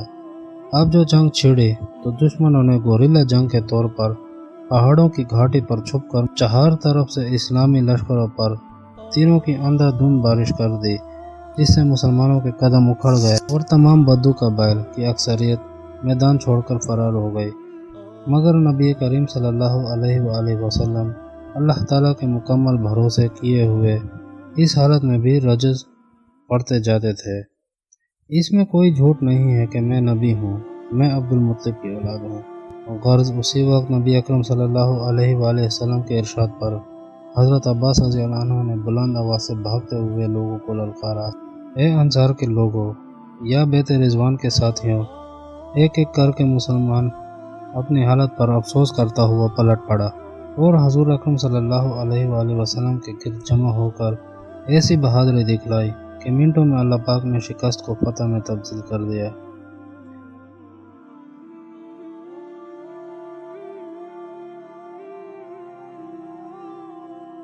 تبوک ملک شام کا مشہور شہر ہے۔ 9 ہجری کا واقعہ ہے کہ وہاں کے بادشاہ کیسر روم ہرقل نے کئی لاکھ کا لشکر مسلمانوں پر چڑھائی کی غرض سے وہاں جمع کر دیا۔ یہ سخت آزمائش کا وقت تھا۔ سینکڑوں میل کی راہ نہایت ہی آگ برساتی ہوئی ہوا، لو اور دھوپ اور تپتی ہوئی ریت سے واسطہ۔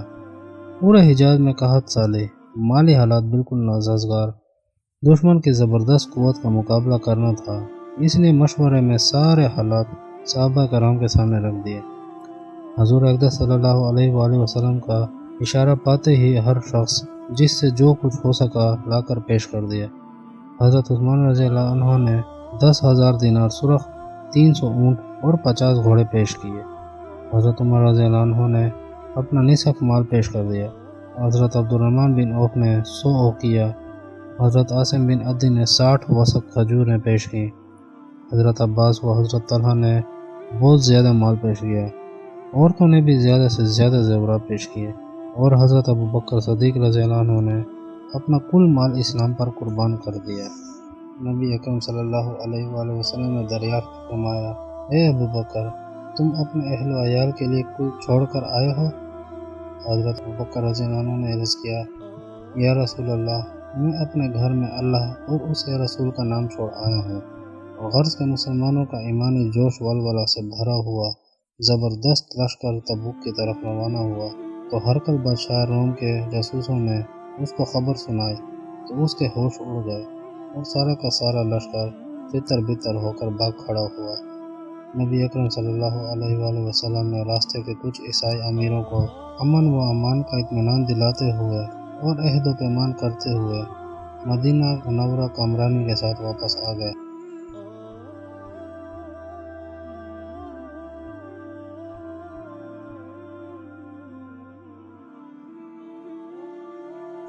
آپ ہمیں نبی اکرم صلی اللہ علیہ وآلہ وسلم کے کچھ حالات سنائیں۔ حضرت عائشہ رضی اللہ عنہا نے یہ سن کر تعجب کیا اور فرمایا، کیا تم قرآن نہیں پڑھتے؟ قرآن جو کچھ کہتا ہے محمد صلی اللہ علیہ وآلہ وسلم نے اسی کو عمل کر کے دکھایا۔ حضور اقدس صلی اللہ علیہ وآلہ وسلم اللہ تعالیٰ کی ہستی کے بعد سب سے زیادہ بزرگ ہستی ہیں۔ آپ کے مبارک ناموں کی تعداد کسی نے 64، کسی نے 99 اور بعض میں 1000 بتائی ہے۔ صلی اللہ علیہ وسلم۔ حضرت ابراہیم علیہ السلام نے جو دعا مانگی قرآن پاک میں اس طرح مذکور ہے، اے ہمارے پروردگار، ان عرب لوگوں میں سے ایک رسول بھیج جو ان پر تیری آیت پڑھے اور ان کو حکمت سکھائے اور ان کو ہر قسم کی برائیوں سے پاک کرے، بے شبہ تو غالب اور حکمت والا ہے۔ حضرت عیسیٰ علیہ السلام نے فرمایا، میں بشارت دینے والا ہوں ایک رسول کی جو میرے بعد آئیں گے اور ان کا نام احمد عبرانی زبان میں فرقلیط ہوگا۔ حضرت صلی اللہ علیہ وآلہ وسلم کی ولادت باسعادت 9 ربیع الاول بمطابق 20 اپریل 571 عیسوی بروز پیر صبح کو ہوئی۔ وہ مبارک صبح تھی جو شہروں کی زک زک بک بک سے دور، کھیتی اور بغیر سبزہ کے سنگلاخ ترین مکہ مکرمہ کے باعزت خاندان قبیلہ قریش بنی ہاشم کے ہاں پیدا ہوئے۔ آپ کی والدہ کا نام حضرت آمنہ بنت وہب تھا۔ آپ کی پیدائش پر تمام عالم میں دھوم مچ گئی۔ کفر و شرک کے جتنے اڈے تھے سب کے سب ٹوٹ گئے۔ بصرہ اپنے وقت کا بڑا بادشاہ تھا۔ اس کے عالیشان محل کے 14 کنگرے زمین بوس ہو گئے۔ ملک فارس کے پارسیوں کا ایک عبادت خانہ تھا جس میں 24 گھنٹے برابر آگ جلتی رہتی اور لوگ آگ کی پوجا پاٹ کرتے۔ اس وقت وہ آگ بجھ گئی، مجوسیت کی تنظیم بھی بکھر گئی۔ آپ صلی اللہ علیہ وآلہ وسلم کے ذریعے کلمہ توحید سارے عالم میں پھیل گیا۔ حضور اکرم صلی اللہ علیہ وآلہ وسلم اپنی ولادت سے پہلے ہی یتیم ہو گئے تھے۔ آپ صلی اللہ علیہ وآلہ وسلم کے والد ملک شام میں تجارت کرنے گئے ہوئے تھے۔ واپسی پر مدینہ منورہ پہنچے تو بیمار ہو گئے اور وہیں انتقال ہو گیا۔ اللہ تعالیٰ نے براہ راست آپ کی پرورش کا انتظام فرما دیا۔ آپ کی عمر 6 برس کی تھی۔ آپ کی والدہ ماجدہ حضرت آمنہ بھی انتقال کر گئیں۔ مدینہ منورہ سے واپس آتے ہوئے نانی صاحبہ کا بھی انتقال ہو گیا۔ ابھی 7-8 سال کے نہ ہوئے تھے کہ دادا عبدالمطلب بھی وفات پا ہو گئے۔ دنیا کے تمام اسباب کفالت ختم کر کے اللہ تعالیٰ کی مرضی کے مطابق آپ کی طبیعت ہوتی رہی۔ عرب کے دستور کے مطابق دیہات سے عورتیں آتیں اور بچوں کو دودھ پلانے کے لیے اپنے ساتھ لے جاتیں۔ چنانچہ جب عورتیں آئیں اور اپنی اپنی پسند کا انتخاب کر کے لے گئیں اور کسی عورت نے حضور اکرم صلی اللہ علیہ وآلہ وسلم کو اس خیال سے نہ لیا کہ یہ یتیم بچہ ہے اور معقول اجرت ملنے کی امید نہیں، حضرت حلیمہ کی خوش بختی چمک اٹھی۔ انہوں نے جیسے ہی حضور صلی اللہ علیہ وسلم کو اپنی گود میں لیا، برکات و معجزات کا سلسلہ شروع ہو گیا۔ سست رفتار لاغر اونٹنی سب سے ہوشیار اور صحت مند ہو گئی۔ ایک مرتبہ مکہ مکرمہ میں کافی سیلاب آیا اور کعبہ شریف کی دیواروں میں شگاف پڑ گئے۔ اس موقع پر اہل مکہ میں بڑا فساد ہو گیا۔ آخر سب نے مل کر کعبہ کی دیواریں تعمیر کر دیں، لیکن حجر اسود کو اپنے خاص مقام پر نصب کرنے پر پھر فساد ہو گیا کہ ہر سردار اس مبارک کام کو اپنے ہاتھوں سے سر انجام دینے کا خواہشمند تھا۔ بالآخر سب نے اتفاق کیا کہ حضرت محمد صلی اللہ علیہ وآلہ وسلم جو فیصلہ کر دیں ہمیں منظور ہے۔ آپ صلی اللہ علیہ وآلہ وسلم نے ایک بڑی چادر منگوائی اور اپنے دست مبارک سے حجر اسود کو اٹھا کر اس میں رکھا اور تمام سرداروں سے فرمایا، چادر کا کونا اپنی اپنی طرف سے پکڑ لیں۔ جب حجر اسود اپنی جگہ پر پہنچ گیا تو آپ صلی اللہ علیہ وآلہ وسلم نے اپنے دست مبارک سے اسے نصب فرما دیا۔ یوں آپ کی حکمت سے ایک بڑا جھگڑا ٹل گیا اور سب خوش ہو گئے۔ دوستو، آپ کو ہماری آج کی ویڈیو کیسی لگی؟ آپ کی اس حوالے سے کیا رائے ہیں؟ آپ اس ویڈیو کے بارے میں کیا کہتے ہیں؟ اور اگر آپ کے پاس کوئی معلومات ہیں تو آپ بھی کمنٹ سیکشن میں بتا دیجئے۔ دوستو، ہمارے اس ویڈیو میں اب تک کے لیے اتنا ہی۔ انشاءاللہ اگلی ویڈیو میں آپ سے دوبارہ ملاقات ہوگی۔ تب تک کے لیے اللہ نگہبان۔